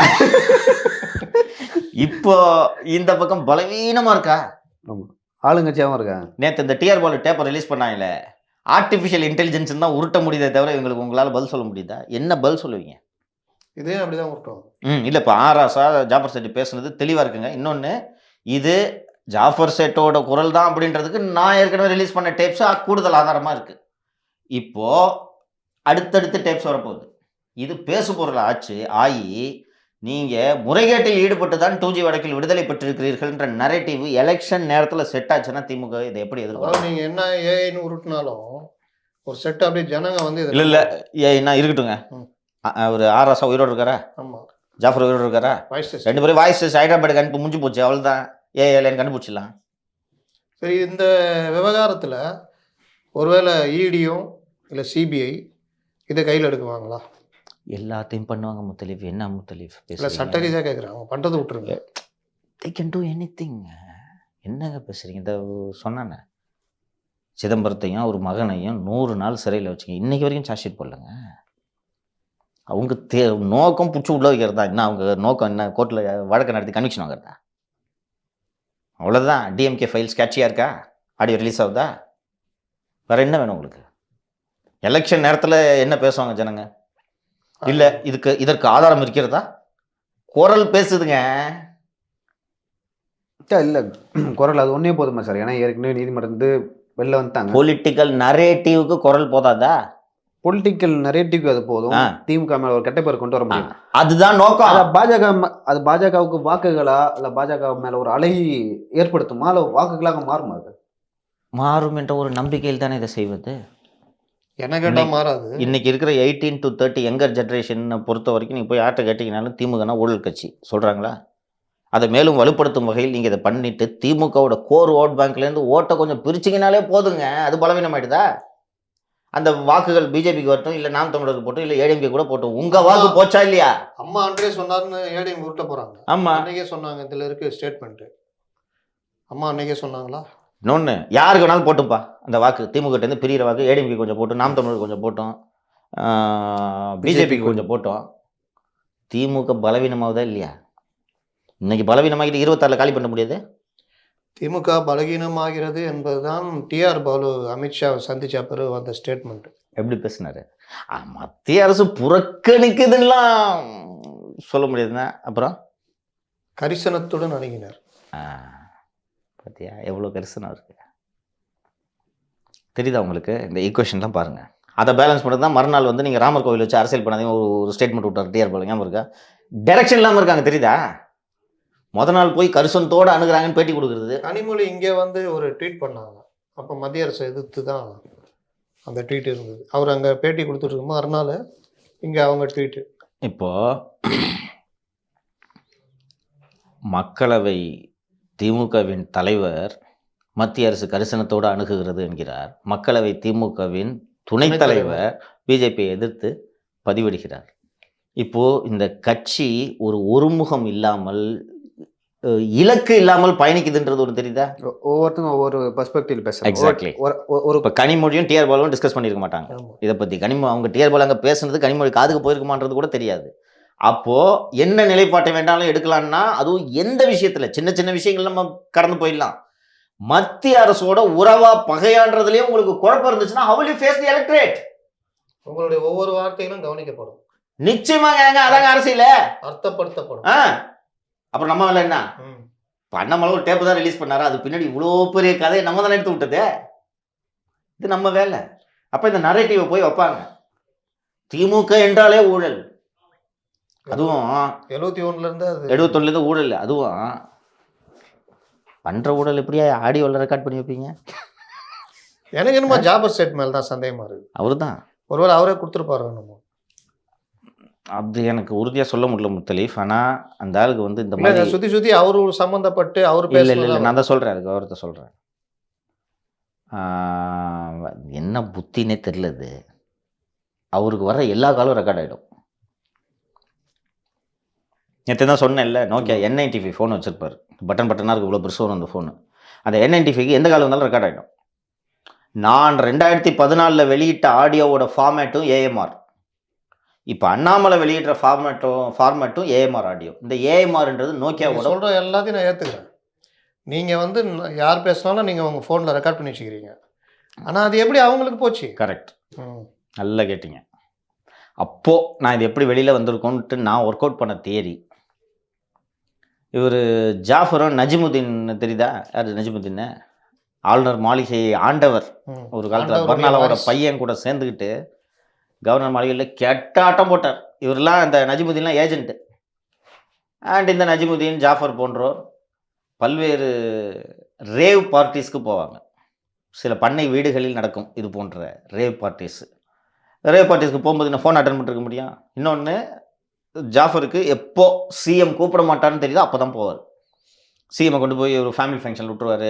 அப்புறம் வந்து இந்த செம்மொழி பூங்காட்ட மன்னிக்கணும், செம்மொழி மாநாடு நடக்கும்போது சிஎம் போய் ஏர்போர்ட்லேருந்து ஹோட்டலில் போய் இறக்கி விட்டானா இன்னும் ஒரு 4 ஹவர்ஸ்க்கு வேலை இல்லை. அந்த நேரத்தில் போய் ஒரு கேப்பில் பார்ட்டி அட்டன் பண்ணிட்டு வந்துடுவார். அப்போது இவர் ஃபோனை வைத்திருந்த இடத்தில் அவர் ஒன்று தொலைத்திருக்கலாம். நஜிமுதீன் தான் இதை எடுத்து வெளில விட்டதா எனக்கு தகவல் வந்துச்சு. எனக்கு 2014 டேப் வந்தது, அனானிமஸாக என்னை தேடி வந்துச்சு. ஒரு சீடியை போட்டு இம்பார்ட்டன்ட்னு மட்டும் போட்டு வந்துச்சு. எடுத்து பார்த்தா தலைவன் குரல் ஆகா பண்ணேன். இப்போது திரு அண்ணாமலை அவர்களிடம் இந்த ஒரு 8-9 டேப் அதில் இருக்குது அப்படின்றாங்க. ஒரு ஹிண்ட் மட்டும் கொடுக்குறேன், ஜிவால் டேப் வருது அதில். ஓ ஆமா, அவர் தானே டிஐஜி. அப்போ IG internal security, IG DIG internal security, then IG internal security. அவருடைய சிஷ்யன் தானே இவரு. இன்னொன்று வேற ஃபேமிலி ஃப்ரெண்டாக இருக்காங்க. எஸ், அதனால தான் எனக்கு ஏதோ சந்தேகமா இருக்குது. ஜிவால் HOPF இருக்காரு, ஃபேமிலி ஃப்ரெண்ட் ஆகுறாரு, நம்மள யாருமே கண்டுக்க சரி மாட்டேங்குது. முத்தலீஃப், இது ஒன்று சொல்லுங்க. இந்த டேப்பு காலைல தான் அண்ணாமலை ரிலீஸ் பண்ணார். கேட்ட உடனே திஸ் இஸ் அ டைம் பாம்னு எனக்கு தெரிஞ்சிச்சு. அது கேட்ட உடனே ஐயோயோ என்னது இது, எவிடன்ஸ் டேம்பரிங்கு, 2Gயே திருப்பி வருதுன்றது எனக்கு தெரிஞ்சிருச்சு. முதல்வர் அலர்ட் பண்ண வேண்டியது இவங்க கடமை இல்லையா? ஆமா, ஏன்னா 2G எல்லாம் புதைக்கப்பட வேண்டிய விஷயம் திமுக பொறுத்த வரைக்கும். அது 2Gயை பற்றி பேச உங்களுக்கு கெட்ட பேர். யோ 1,76,000 கோடிலாம் நடக்கலையா? யோ போயா, பேப்பரில் சும்மா சொல்லலாம் 1,76,000 கோடி அடிச்சிருக்க போ அப்படின்னு போயிடுவான். யோ அவ்வளோ அடிக்க முடியாது, அவன் மொத்த ப்ராஜெக்டே அவ்வளோ இல்லை, சும்மா போடுவான் பேப்பரில் போயானோம். ஸோ இந்த நரேட்டிவ் வளரக்கூடாது. ஏன் இவங்களுக்கு இருக்கிற பிரச்சனை போதாதா? திமுகவுக்கு சுற்றி பிரச்சனை. இந்த நேரத்தில் முடிந்து விட்டது என்று நினைக்கும் ஒரு பிரச்சனை திடீரென்று கிளம்புகிறது என்றால் இது எதை நோக்கி போகும், எப்படி போகுன்றதே சொல்ல முடியாது. நீங்கள் ஒரு அண்ணாமலை டேப்லேயே பார்த்தீங்கன்னா ராஜா எவ்வளோ கான்ஃபிடென்ட்டாக பேசுகிறார் பார்த்தீங்களா? ஓப்பனிங்காக நல்ல செய்தி, பிரச்சனை ஒன்றும் இல்லை, நமது பாம்பே நண்பர்கள் புதிய சிபிஐ இயக்குனரை சந்தித்து விட்டார்கள். ஏங்கே கொஸ்டினர் தான் கொடுப்பாங்க, ஹார்ஷா பேருக்கு அப்படின்னு சொன்னாங்க. ஆனால் அது எப்படி போச்சு? 6 மாதம் இருந்தார் யாராசா, 6 மாதம் இருந்தார். சிஎம்மோட மகள், கலைஞரின் மகள் 6 மாதம் சிறையில் இருந்தார். ஸோ ஒரு சில பிரச்சனைகள்லாம் பார்த்தீங்கன்னா நீங்கள் அதை ஸ்டார்ட் பண்ணும்போதே கண்டெயின் பண்ணலன்னா கையை மீறி போயிடும், எங்கே போகணுன்னே தெரியாது. நீங்கள் அது போக்கில் தான் போகணும், உங்கள் போக்கில் அது நீங்கள் நடத்த முடியாது. இது பெரிய பிரச்சனை ஆகும். எனக்கு தெரிஞ்சு சிபிஐ அந்த டைமில் நடந்தது 2 விதமாக மாறுச்சுன்னு நினைக்கிறேன். முதல் பார்ட் எல்லாமே பிரதமருக்கே சம்மந்தம் இல்லாமல் இவங்க இஷ்டத்துக்கு ஆடிட்டாங்க. பிரதமர் அலுவலகத்துலேருந்து கடிதம் வந்ததெல்லாம் கூட வெளியே. ஆமாம். அந்த நேரத்தில் இவங்களே ஆப்ரேட் பண்ணி இவங்க யாரும் ஒன்றும் பண்ண முடியாதுன்ற லெவலில் இவங்க இருந்தாங்க. இன்னொரு பக்கம் இந்த விஷயங்கள் கசிய பலரும் எழுத ஆரம்பிக்கிறாங்க. இப்போ நீங்களாம் தமிழில் ஃபுல்லாகவே எழுதுறீங்க. ஏன்னா அப்போ தமிழில் யாரும் கவர் பண்ணல. அப்போ ஜாஃபரை வச்சு மீடியாவில் எழுத விடாம பண்ணியிருந்தாங்க. அப்போ பிளாக் வச்சுருப்பேன், பிளாகில் ஆடியோ வீடியோ எல்லாத்தையும் பற்றி அவ்வளோ விஷயங்கள் வெளியில் வந்தது. ஷபீர் கூட பண்ணான்னு நினைக்கிறேன் NDTVல. பண்ண விடல. கேஸ் ஏதோ டைம்ஸ்ல இருந்தான் ஷபீர், அப்போ டைம்ஸ்ல இருந்தான். பண்ண விடல. இல்ல NDTV Hindu, first NDTV Hindu, அப்புறம் டைம்ஸ்க்கு வந்துட்டா. அப்படி இது நடக்கும்போது டைம்ஸ்ல இருக்கு. அப்படி இது ஒரு பார்ட்டு. இன்னொரு பக்கம் அரசியல் அழுத்தங்கள் அதிகமாக ஆரம்பிச்சது. டூஜின்னு வெளியிலலாம் பேச ஆரம்பித்தாங்க, அண்ணா சாரே மற்ற விஷயங்கள்லாம். இது அழுத்தம் ஜாஸ்தியாக தான் காங்கிரஸ் இதில் நம்ம போய் எங்கே மாட்டிக்க போகிறோன்னு இவங்கள போட்டு நெருக்க ஆரம்பித்தாங்க. கலைஞர் அதுக்கு ஒரு கவுண்டர் மெஷர் எடுத்தார் இல்லையா? இது பார்க்க கலைஞர் சதின்றதுக்கு ஒரு நரேட்டிவை கட்டமைச்சார். தகத்தகாய கதிரவன் எவ்வளவு அழகா அதை ட்விஸ்ட் பண்றாருன்னா, ஆராசாவை கைது பண்ண உடனே எல்லா ஊடகங்களும் சேர்ந்து ஆராசாவை கைது பண்ணணும்னு கேட்ட உடனே ஒரு பிரஸ் மீட் அவர் ஒரு தலித்து, அதனால சேர்ந்து நீங்க எல்லாம் ஓணம் பண்ணி அந்த மாபலி மன்னன்களோட கரெக்ட் மாவலி மன்னன்லாம் ஒப்பிட்டு தகத்தாய கதிரவன் சொன்னாரு. அது ஒரு பெரிய அவருக்கு ஒரு பட்டம், ஒரு நரேட்டிவ். இந்த 2G ஊழலுக்கு ஒரு கவுண்டர் நரேட்டிவ் இருந்துச்சு. அது கொஞ்சம் அந்த தாக்குதலை கொஞ்சம் கம்மிப்படுத்து குறையும். அட்லீஸ்ட் கட்சிக்காரன் டிஃபெண்ட் பண்றதுக்கு உதவும் இல்ல. இது ஒரு சதின்னு அவரு நரேட் பண்ணாரு. அவரு இது ஒரு சதி. கட்சிக்காரன் பேசுறதுக்கு அந்த தரவுகள் உதவும் இல்லப்பா. தலைவர் சொல்லிட்டாரு பாத்தியா, சதிப்பா இது வட இந்தியாவுக்கும் தென்னிந்தியாவுக்கும் நடக்கிற போர் அவங்களுக்குள்ள நடந்தது, நம்மள மாட்டி விட்டாங்க இப்படிலாம். கார்பரேட் நிறுவனங்களின் சதி, இது எல்லாமே நடக்கும் பொழுதுதான் கரெக்டாக அந்த டிசம்பருக்கு மேலே தான் கலைஞர் டிவி இது மட்டும் தனியாக துண்டாக வருது. அப்புறம் சமாளிக்க முடியல. அதுக்குள்ளே வந்து இவங்க பூங்கோதை பேசின நீராரடியா டேப்பு ரிலீஸ் ஆச்சு. பூங்கோதை தான் சொல்லுவாங்க, அவங்க அழகிரியை ரெஃபர் பண்ணி, தோஸ் பீப்புள் ஆர் தக்ஸு, ரவுடி பசங்க. அப்போ வந்து டிஎம்கே கடுமையாக மாட்டினது கலைஞர் டிவி பிரதானம். இதில் பங்காளி டிவி தான் பெரிய அளவில் இதை பூஸ்ட் பண்ணி பெருசாக்குனாங்க. அப்போ இருக்கா? சன்னுதான் எங்க மந்திரி பதவியை பறிகிற பாரு, நீ என்ன பண்ண. அதையும் நீங்க எழுதுனீங்க. என்ன எழுதுனீங்கன்னா, தயாநிதி மாறன் தான் அந்த ஃபர்ஸ்ட் டெனர்ல இருக்காரு, 2004 to 9 இருக்காரு. இல்ல இது அதுக்கப்புறமே கொஞ்ச நாள் இருந்தார் சார். இதுல இருந்தாரு டெக்ஸ்டைல் இல்ல ஐ மீன் இதுல தொலைதொடர்புல இருந்தாரு. அவர்கிட்ட இருந்து வாங்கி தான் ராசாட்டம். இல்ல அதுதான் சொல்ல வரேன். 2004 to 9 அவர் இருந்து டாட்டாவில இருந்து எல்லாரையும் மிரட்டுறாரு. அந்த மிரட்டுறதுடைய இதுதான் கனிமொழிகிட்ட இவங்க கான்டாக்ட் பண்ணுறாங்க. இந்த தடவை தயாநிதி மாறன் கையில் டெலிகாம் போகக்கூடாது அப்படின்னு சொல்லி அந்த இதில் தான் ராசா உள்ள வர்றாரு. ஃபர்ஸ்ட் டைம் எம்பி அவர். ஆமாம், எம்பி ஆனவங்க இல்லை செகண்ட் டைம் எம்பி. ஏன்னா அதுக்கு முன்னாடியே இணையமைச்சராக இருக்காரு, சுற்றுச்சூழல் மற்றும் வனத்துறை இணையமைச்சராக இருக்காரு. அப்போ தான் இவருக்கு இந்த ஷாகித் பல்வா கன்ஸ்ட்ரக்ஷன் ஆக்டிவிட்டி பூரா தொடர்பு ஏற்படுறது சுற்றுச்சூழல் அமைச்சகத்தில். அதுக்கப்புறம் டெலிகாமுக்கு வந்தோன்னா அவங்க எல்லாம் கூப்பிட்டு, நீ ஏன் ரியல் எஸ்டேட்டே பண்ணிட்டு இருக்க, வா டெலிகாமுக்கு வா, அண்ணன் வந்துட்ட, என்ன வேணும் உனக்கு, லைசன்ஸ் அப்ளை பண்ண, எவ்வளோ வேணும் உனக்கு, எவ்வளோப்பா இந்த உனக்கு இவ்வளோ ஸ்பெக்ட்ரம் நீ எடுத்துக்க, வா அண்ணன் இருக்கும்போது நீ என்ன போய் இன்னும் போய் கன்ஸ்ட்ரக்ஷன் நீங்க எழுதுறீங்க அந்த டைம்ல. அது வந்து ஒரு பெரிய ஒரு ஆவணம் மாதிரி கிட்டத்தட்ட எப்படி ராசா இந்த பதவிக்கு வர்றாரு, கொண்டு வரப்படுகிறார். அப்போதான் நான் மீடியாவில் என்ட்ரான தருணம் இல்லை, அப்போதான் எழுத ஆரம்பிக்கிறேன். உங்களை போய் பார்த்தீங்கன்னா ராசா கேஸ் சார் கொடுத்தாங்க. கட்சியில் அத்தனை பேர் இருக்காங்க. திமுக தலித்துக்கு பெருசா எதுவும் பண்ண மாட்டாங்கன்னு சொல்லுவாங்க. ராசாக்கு வந்து அண்ணனோட திறமை. சிஐடி காலனியும் பேலன்ஸ் பண்ணி வச்சிருப்பாரு, கோபாலபுரத்தையும் பேலன்ஸ் பண்ணி வச்சிருப்பாரு. அந்த காலத்து செந்தில் பாலாஜி. அண்ட் அண்ணன் ஆராசாவோட growth amazing growth. He was loyal. சாதாரண ஸ்கூட்டர்ல லம்பரட்டா ஸ்கூட்டர், கொள்கைவாதி. அது ஒரு பாட்டு பொன்முடி கூட கொள்கைவாதி தான். இந்த ஒரு படத்துல சகுனி படத்துல கார்த்தி சொல்லுவான், தலைவர் நீ ஆரம்பிக்கும் போது ஸ்டார்டிங்லாம் நல்லா தான் இருந்தது, அப்புறமா தான் நீ ஒரு மாதிரியா மாறிட்டு. இன்டெலெக்சுவலாக இல்லை, he enjoyed the confidence of both the families. அதான் உண்மை. வளவளன்னு எதுக்கு சும்மா பேசிக்கிட்டு, அதனால தான் செந்தில் பாலாஜி.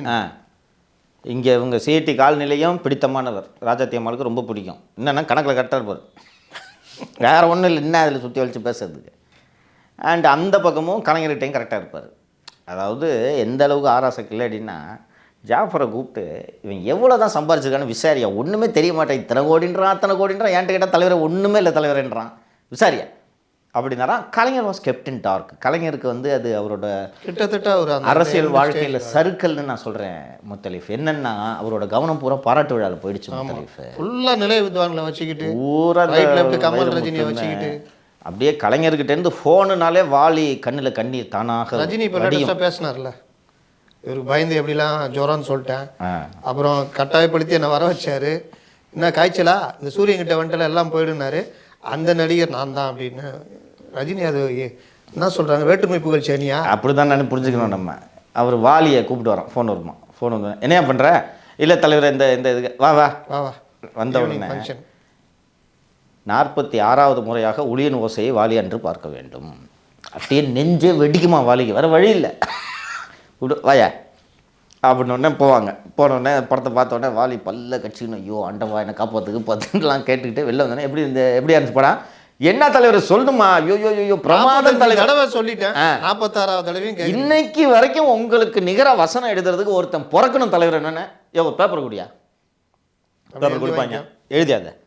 என்ன சொன்னேன்? உங்களுக்கு நிகர வசனம் எழுத யாரும் தமிழ் திரையுலகில் பிறக்கவில்லை. அப்படியே எழுதுது.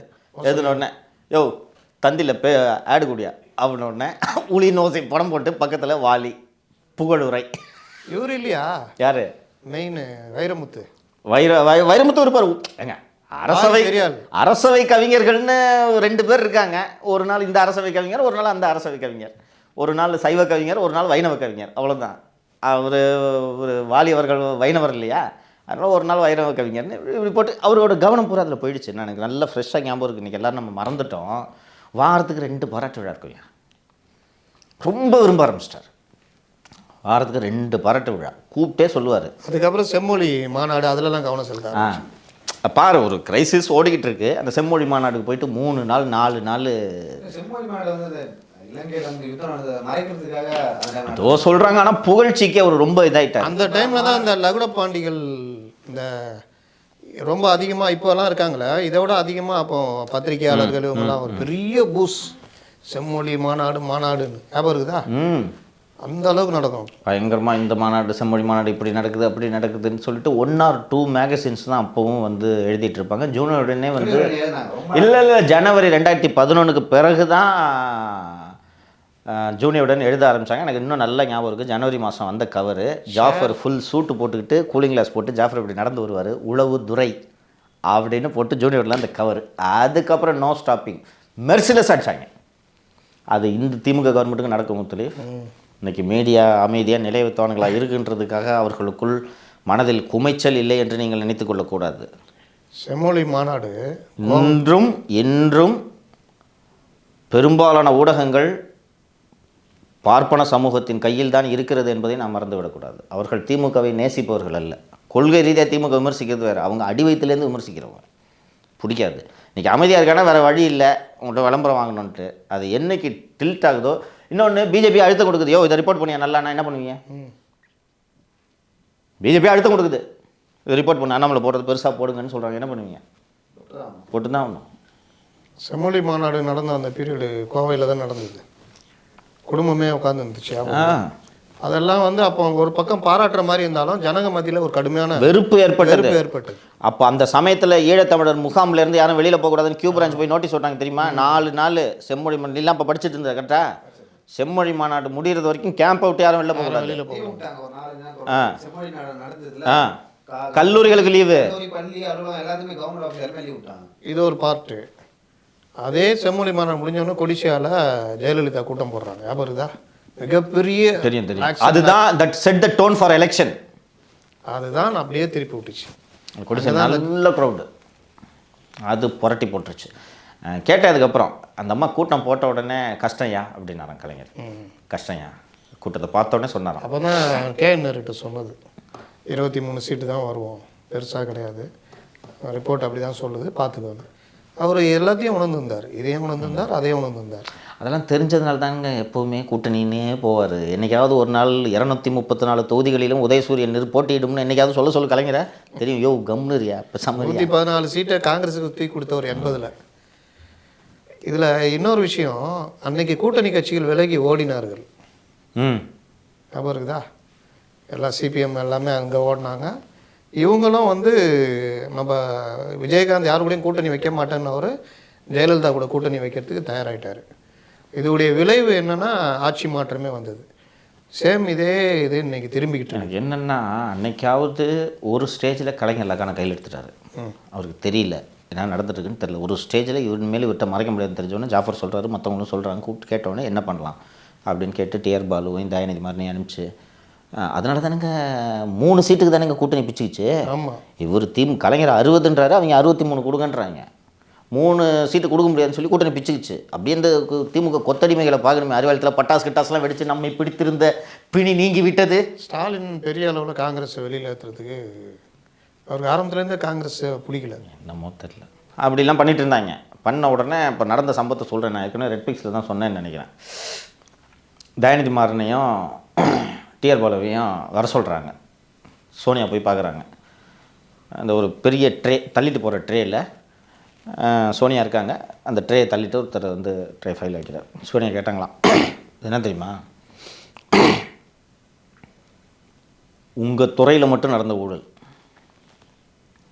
நாங்கள் உங்களை எப்படியாவது காப்பாற்றணும், சிஎம்ஐ காப்பாற்றணும், வயசான மனுஷன் அவருக்கு கஷ்டம் கொடுக்கக்கூடாதுன்னு நாங்கள் பல்ல கடிச்சிக்கிட்டு நாங்கள் இவ்வளோ தூரம் கஷ்டப்பட்டுட்டு இருக்கோம். ஒரு 3 சீட்டுக்கு கூட்டணி பிச்சுட்டு போகிறேன்றீங்க, நீங்கள் கூட்டணி பிச்சுட்டு போங்க, நாங்கள் பார்த்துக்குறோம். அந்த உடனே தைரியமாறேன், மாமா டேஞ்சர் மாமா அப்படின்னாராம். உருட்டினாரு பாரு கலைஞர். 63 நாயன்மார்களைப் போலவே 63 காங்கிரஸ் எம்எல்ஏக்கள்னு உருட்டி நாசமாக போனாங்க. ஸ்ரீலங்கா இஷ்யூ பெரிய ரோல் ப்ளே பண்ணுச்சு சார். ஒரு அடியா 2 அடி பண்ணுச்சு. But Sri Lankan issue doesn't reflect in Tamil Nadu எலெக்ஷன்ஸ்ன்றது தான் காலமாக எக்ஸப்ட் 91, அதுவும் ராஜீவ்காந்தி காரணம். எக்ஸப்ட் 91 எப்பவுமே ரிஃப்ளெக்ட் ஆகும். நல்லா உறுதியாக சொல்கிறேன். நல்லா இல்லை சார், அப்போ சீமான் வேற பீக்ல இருந்தார். அவர் வந்து அப்போ வரலையா சீமானு? சீமான் பிரபாகரன் இறந்த பிறகுதான் அமைப்பு தொடங்குகிறார். பிரபாகரனும் சீமானும் ஒன்றாக இருக்கும் படம் வெளியாவதே பிரபாகரன் இறந்த பிறகு. கரெக்டா? ஆனந்த விடல வச்சு போஸ்ட் போட்டாங்க, ஞாபகம் இருக்கா? அதுக்கு முன்னாடிலாம் இந்த ஈழத்தமிழர் இந்த ஈழப்போரை நிறுத்தணும்னு ஹைகோர்ட்டில் தானே சுற்றிட்டு கிடப்பேன். டெய்லி தானே போராட்டம் நடந்து. இன்னொரு விஷயம் சொல்கிறேன், 2009 இது நடந்த பிறகு ஒரு கூட்டணி கட்சிகள் கூட்டம் தீவுத்திடலில் நடக்குது. சோனியா காந்தி வர்றாங்க. அங்கே தானே சொன்னது ஒரு அடிமை இன்னொரு அடிமையிடம் என்ன சொல்ல முடியும்ட்டு. சுரத்தே இல்லாமல் தான் அந்த கூட்டணி இது இருக்குது. ஆனால் ஜெயிக்கிறாங்க. ஆமாம், 2011 எலெக்ஷனில் தான் தோக்குறாங்க. 2009 எல்லாம் நானே வந்து 2009 பார்த்தீங்கன்னா அந்த விஷயத்தை க்ளோஸாக வாட்ச் பண்ணதால சொல்கிறேன் நான். இலங்கையில் அப்படி ஒன்று நடந்ததே தெரியாது எலெக்ஷன். ஏன்னா எலெக்ஷனும் அந்த போரும் வந்து ஒரே கட்டத்தில் நடக்குது. ஓகேவா? உங்களுக்கு எலெக்ஷன் அங்கே எத்தனை பேர் சேர்த்தாங்க அப்படிலாம் தெரியாது. எலெக்ஷன் நடந்த பிறகு தான் இத்தனை பேர் சேர்த்தாங்க. I totally differ Leo. அந்த லாஸ்ட் மினிட்ல அந்த தான் இந்த எல்டிடியோட ஆர்கனைசேஷனல் கெப்பாசிட்டியை நம்ம புரிஞ்சுக்கணும். ஜனங்க செத்துட்டு இருக்காங்க, கம்யூனிகேஷன் கிடையாது, எதுவுமே கிடையாது. இருந்தாலும் அங்கே அந்த மக்கள் குண்டு காயங்கள் பட்டு செத்து மடியும் புகைப்படங்கள் நமக்கு வந்துகிட்டு இருந்துச்சா? இங்கே போராட்டம் நடந்தது, வக்கீல்கள் எல்லா இடத்துலையும் நடந்துச்சு. நாங்கள் தான் கோர்ட்டு கலவரம் நடந்துச்சுல February 19 நான் இங்கே தானே வேலை செஞ்சுட்டேன். இந்த வேலையை தான் பார்த்துக்கிட்டு இருந்தேன் நான். தமிழ்நாட்டிலேருந்து ஃபோட்டோஸாக வரும், அந்த குழந்தைங்க உடல் சிதறி கிடக்கிறதுலாம் ஃபோட்டோஸாக வரும். அன்னைக்கு போராடாத தரப்பே கிடையாது. மாணவர்கள் இவர் நடத்தலையா மனித செங்கிலே மழையில் நடத்தல. ஃபுல்லாக எனக்கு ஏன்னா இவர் கலைஞரை ட்ரோல் பண்ணது மட்டும்தான் எனக்கு அப்போ வேலை. அப்போ தானே அதுவும் ஜெயிலேருந்து வெளில வந்து வெறித்தனமாக இருந்தேன். ஸோ இவங்க நான் இத்தனைக்கும் திருமாவளவன் அன்னைக்கு திமுகலேருந்து கூட்டணி முடிச்சுக்கிட்டு அதிமுக கிட்ட போய் ஜாயின் பண்ணுன்றதுலாம் நான் அப்போது முயற்சி செய்தேன். என்னென்னா எனக்கு இந்த ஈழப்போர் அப்போ எனக்கு புரிதல் அவ்வளோதான். கலைஞர் நினச்சிருந்தா ஈழப்போர் நிறுத்திருக்கலாம் நம்பினேன். இப்போ எனக்கு தெரியலங்க, எல்லாருமே நானும் நம்பினேன். இவர் நினச்சிருந்தா நிறுத்திருக்க முடியாதா? அது வந்து ஒரு இந்தியா என்ற ஒரு நாடு நடத்துவது, சோனியா காந்தியோ ராகுல் காந்தியோ நடத்துவது கிடையாது. இந்தியா என்ற நாடு நடத்துவது வேரியஸ் ஜியோ பொலிட்டிக்கல். இன்றைக்கி ஒரு 2 நாள் முன்னாடி நான் இந்த வீடியோ அனுப்புகிறேன் பாருங்கள். பிரபாகரனை நீண்ட நாள் சந்தித்து அவரோடு நெருக்கமாக பழகிய CNN செய்தியாளர் அனிதா பிரதாப் என்பவர் ஒரு கூட்டத்தில் பேசுகிறார். நான் பிரபாகரனை சந்தித்த போது அவரிடம் கேட்டேன், ஒரு காலத்திலும் இதெல்லாம் வந்து இந்த அமைதிப்படைக்கு முன்னாடி ஒரு காலத்திலும் இந்தியா தனியிடம் அமைவதை அனுமதிக்காது, ஏன் என்ன அப்படி சொல்கிறீங்க அப்படின்னு கேட்கும்போது, இந்தியாவுக்கும் இலங்கைக்குமான ஒற்றுமை, நாங்கள் இருவரும் ஒரே மொழி பேசும் மக்கள் அங்கேயும் இருக்கிறார்கள் இங்கேயும் இருக்கிறார்கள். இங்கே தனியிடம் அமைந்தால் நாளை இந்தியாவில் தனிநாடு கோரிக்கை எழும், எந்த நாடு அனுமதிக்காது. சரி, அப்போ என்ன பண்ண போகிறீங்கன்னு கேட்டால், ஒரு ஸ்டேஜில் நாங்கள் இந்தியாவில் சண்டை போடணும்னு பிரபாகரன் அப்போ சொல்லியிருக்காரு. இப்போது நான் சென்ட் வீடியோ முன்னாடியே அவங்க மீட்டிங்கில் பேச இன்னொரு சர்வதேச பிரச்சனையும் இருக்குது. தனி ஈழம் அமைந்தால் நீங்கள் பல வெளிநாடுகள், சைனா எடுத்துங்க, அமெரிக்கா எடுத்துங்க, அவங்களோட ஒப்பந்தம் போட்டு தளங்கள் அமைச்சா இந்தியா நம்மள மாதிரி ஒரு நாடு எப்படி இதை அனுமதிக்க முடியும்? தனியிடம் அமைஞ்சிருச்சுப்பா பிரபாகரன் அதிபர். அந்த நாடு சர்வைவ் ஆகிறதுக்கு அவங்க உலகத்தில் எந்த நாட்டை வேணாலும் உதவி கேட்கலாம், நம்ம தப்பு சொல்ல முடியாது. ஏன்னா அவங்க வாழணும். நம்ம சோவியத் ரஷ்யாட்ட போய் கேட்கலையா 40-40களில்? அப்போ அவங்க கேட்பாங்க. அப்போது சீனா கிட்டே இருந்தோம், பாகிஸ்தானுக்கிட்ட இருந்தோம் அவர்கள் உதவியை வாங்கி ஒரு கடற்படை தளமோ ஏதோ ஒன்று பண்ணுறாங்கன்னா நம்ம வேடி பார்த்துட்டு போமா? நம்ம எவ்வளோ செலவு பண்ண வந்துடுமா? அதுக்கப்புறம் அங்கேருந்து பயிற்சி பண்ணுவான், நீ இங்கேருந்து பயிற்சி பண்ணணும். ஸ்ரீலங்காவும் பண்ணிட்டு இருக்காங்க. எல்லாருமே தான்ப்பா பண்ணுவாங்க. மால்டீவ்ஸ் பண்ணலையா? இன்னைக்கு சொல்கிறேன், தவுளூண்டு நாடு பாது. இன்னைக்கு சொல்கிறேன், எப்படி பண்ணாங்கன்னா இன்னைக்கு சொல்கிறேன், மாலத்தீவை இந்தியா தேவையில்லாமல் இப்போ பிரச்சனை ஆக்குனது நாளைக்கு வேற ஏதாவது ஒரு நாடு கையில் எடுக்கிறதுக்கு சாதகமாக கையில் எடுத்துட்டு தான் முத்தலீஃப் இது நடக்குது. சைனீஸ் இன்ஃப்ளூயன்ஸில் தான் இது நடக்குது. அவங்க தைரியமாக அறிவிக்கிறாங்க. அப்போது this is not about Modi or மன்மோகன் சிங் ஆர் சோனியா. இந்தியான்ற அந்த அமைப்பு இருக்குல்ல, அந்த சிஸ்டம் இருக்குல்ல, அனுமதிக்காது சார். அவங்கள அங்கே கீழே நமக்கு கீழே அதுவும் எல்டிடின்ற அந்த ஆர்கனைசேஷனோட தன்மையை தெரிஞ்சுக்கிட்டு இந்தியா எப்படி அனுமதிக்கும்? உங்களுக்கு நாங்கள் பயிற்சி கொடுத்து ஆயுதம் கொடுத்து சோறு போட்டோம், எங்கள் ஊரில் நீங்கள் சம்பவம் பண்ணிட்டு போகிறீங்க. அப்படி தானே ஏஜென்சி பார்க்கும். 100 நியாயம் இருக்கும் உங்ககிட்ட. இங்கே அமைதிப்படை அனுப்பிச்சு இதை பண்ணீங்க அதை பண்ணீங்க, பதிலுக்கு நாங்கள் பண்ணிட்டோன்னு நீங்கள் 100 நியாயம் பேசுவீங்க. As India as a country எப்படி பார்க்கும்? அந்த ஒன்றும் இல்லைப்பா, எளிதாக சொல்கிறேன்ப்பா, உலகமே பார்க்குறோம்ப்பா, இஸ்ரேல் பாலஸ்தீனில் பண்ணுறது சரியா? குழந்தைங்க இருக்காங்க, ஹாஸ்பிட்டல் இருக்குது, எல்லாம் தெரிஞ்சான் பாட்டு பண்ணிக்கிட்டே போகிறான். எல்லோரும் வேடிக்கை தானே பார்க்குறோம். உலக நாடுகள் பூரா வேடிக்கை பார்க்குதா? என்ன காரணம்னா இஸ்ரேல் சொல்லுது எங்கள் நாட்டு பாதுகாப்பு. நீ அவன் அமாசை விட்டனா குழந்தைங்க பெண்களை காமிச்சு அவன் குண்டு வைக்கிறான், அவங்கள ஒரு வழியாக முடிச்சிடுறோன்னு சொல்லிட்டு நீங்கள் பண்ணிக்கிட்டு இருக்காங்க. 100 நாள் கடந்து போர் நடந்துகிட்டு இருக்கு. யாராலேயும் ஏதாவது பண்ண முடிஞ்சா? கேட்டால் இஸ்ரேல்ஸ் சாவரிட்டின்னு சொல்கிறாங்க. இஸ்ரேல் மக்களின் பாதுகாப்புக்காக. நாளைக்கு நமது பாதுகாப்பு இது பண்ணணும். இன்னொன்று, ரஷ்யா ஏன்பா போய் அந்த உக்ரைனை போய் ஏன்பா போய் இது பண்ணணும்? அவன் நேட்டோவில் ஜாயின் பண்ணுறான், இவங்க தொல்லை கொடுப்பான்னு சொல்லி நீ போய் நேட்டோவில் ஜாயின் பண்ணிவிட்டு எனக்கு நீ வித்த காமிச்சுன்னு இருப்ப, நான் வேடிக்கை பார்க்கணுமா? தளத்தை அமைப்பேன் நான் வேடிக்கை பார்த்துன்னு இருக்குமா? நீ இருந்தால் தானே போய் நேட்டோவில் ஜாயின் பண்ணுறதுக்கு. அதுதான் இதை நம்ம பண்ண மாட்டோமா? பங்களாதேஷில் பண்ணோம்ல, பண்ணலையா? அந்த சைடு ஒரு நீங்க சொன்னீங்க ஒரே மொழி பேசும் மக்கள் 2 நாட்டில் இருக்காங்க அப்படின்னு சொல்லிட்டு. பங்களாதேஷ் வெஸ்ட் பெங்கால் ஒரே மொழி அது ஒரு கேள்வி கேட்கப்பட்டது. அந்த கேள்வி வரல. மதம் ஒரு சிக்கலா இருக்கு. இல்ல அந்த கேள்வி வரல. என்ன கேள்வி வந்துச்சு நான் சொல்றேன். பாகிஸ்தானும் பங்களாதேஷும் ஒரே நாடு, மொழியால வேற வேற. அவங்க வங்காளம் பேசுறாங்க, இவங்க உருது. இந்த பிரச்சனை தான் மெயின் பிரச்சனையா மாறி துண்டாச்சு. அவங்கள 4 ஒரு ஜியோ பொலிட்டிக்கல் கன்சிடரேஷன்ஸ்னு வரும்போது எல்லா நாடுகளும் அவர்கள் பாதுகாப்புக்கு தான் முடிவெடுப்பாங்க. இந்த மொழி இனம் தொப்புள் ஆக்கிரமிச்சிச்சுல. இலங்கை இந்தியா கண்ட்ரோலில் கிட்டத்தட்ட கொண்டு வந்துட்டாங்க. ஏன் போய் இவ்வளோ தூரம் நம்ம முதலீடுகளை, நமக்கே சோத்துக்கு வழி இல்லைனா கூட இலங்கையில் போய் முதலீடாக ஏன் போட்டுன்னு இருக்கோம்? அப்படி இருக்கும்போது அங்கே இப்படி ஒரு ஷேப்பில் ஒரு தனிநாடு, அதுவும் மிலிட்ரியாக இராணுவ ரீதியாக ஒரு பவர்ஃபுல்லான ஒரு அமைப்பு, ஒரு நாட்டை உருவாக்கி கடலில் இருக்க கேந்திரம் அது. யார் வேணால் அங்கே தளம் அமைக்கலாம். என்றைக்கு நடந்திருக்காது. அப்போ எனக்கு புரியல.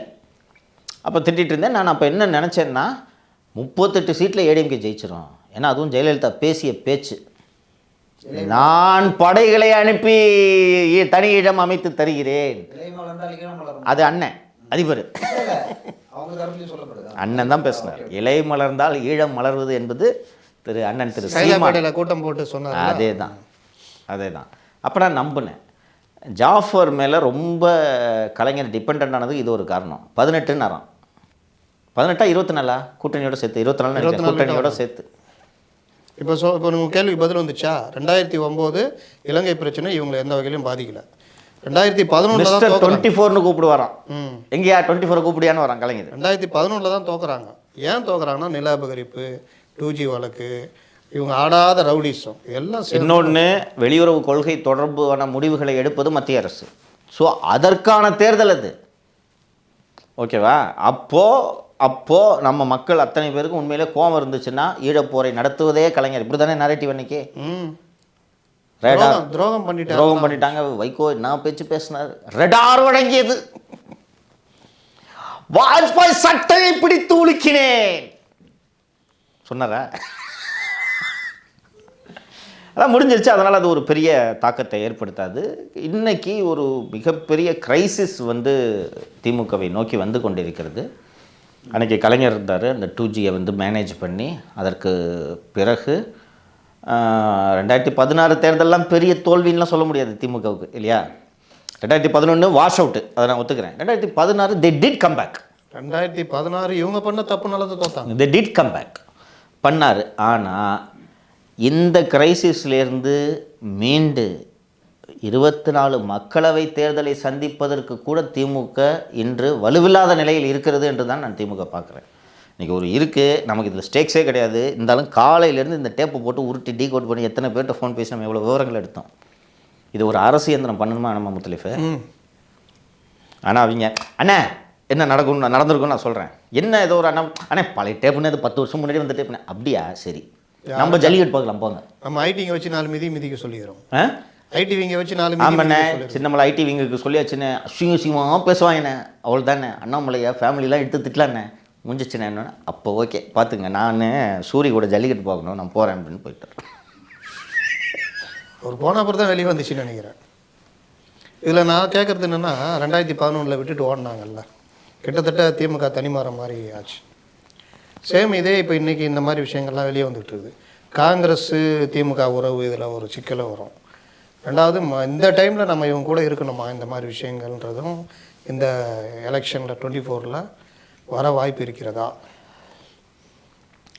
அப்போது அந்த முடிவை எடுத்ததற்கு காரணம், இவ்வளவு பெரிய பகாசுர ஊழலை செய்த கட்சியோடு நாம் ஒன்றாக நின்றால் நாளை மக்களே நம்மை மதிக்க மாட்டார்கள் என்ற அச்சம் அப்போது இருந்த தலைவர்களுக்கு இருந்தது. இன்றைக்கி எவ்வளோங்க அடிச்சிருக்காங்க, இல்லை 2Gயில் ஏதோ புதுசாக ஏதோ அடிச்சிருக்காங்க, நமக்கு கொஞ்சம் பொன்முடிக்கே முட்டு கொடுத்தாங்களா? அதான் நமக்கு கொஞ்சம் பார்த்து கொடுக்க சொல்லு. என்ன தோடர்ன்றதுனால வாங்க மாட்டோன்னு அவங்களா முடிவு பண்ணிங்கன்னா எப்படி? அந்த காலத்தில் தோழராக இருந்தோம், அதுக்காக இப்போவுமா தோழராகவே இருப்பாங்க. பார்த்து கேட்க சொல்லுங்கள். இந்த லெவலுக்கு வந்துருச்சு கட்சி. இதெல்லாம் அவங்க காது கொடுத்து கேட்பதற்கு கூட தயாராக இல்லை. அவர்கள் எந்த நிலைமைக்கு போவாங்கன்னு நான் சொல்கிறேன். 10 ஆண்டுகளுக்கு முன்பு நடந்த ஒரு ஊழலை பற்றி இப்போது பிஜேபி பேசுவது உள்நோக்கம் கொண்டதுன்னு பாலகிருஷ்ணன் அறிக்கை வந்தால் வியப்படையாதீர்கள். அதான் நடக்க போகுது. பார்ப்போம். இன்றைக்கி ஆரம்பிச்சிருச்சுங்க எலெக்ஷனுக்கான அந்த டோனு செட் ஆகிடுச்சு. பரபரன்னு இருக்கும். அடுத்த ஆடியோக்கெல்லாம் வரப்போகுது. ஒவ்வொரு ஆடியோவுக்கும் விரிவாக பேசுவோம். அவ்வளோதான் சொல்லிட்டேன் நான். நீங்கள் ஒரு அண்ணாமலை இந்த ஆடியோவை புரிந்து பேசுகிறாரோ இல்லையோ, நாம் ஏன்னா இதில் தானே நான் வந்தேன் ஃபீல்டுக்கு, விரிவாக பேசுவோம்.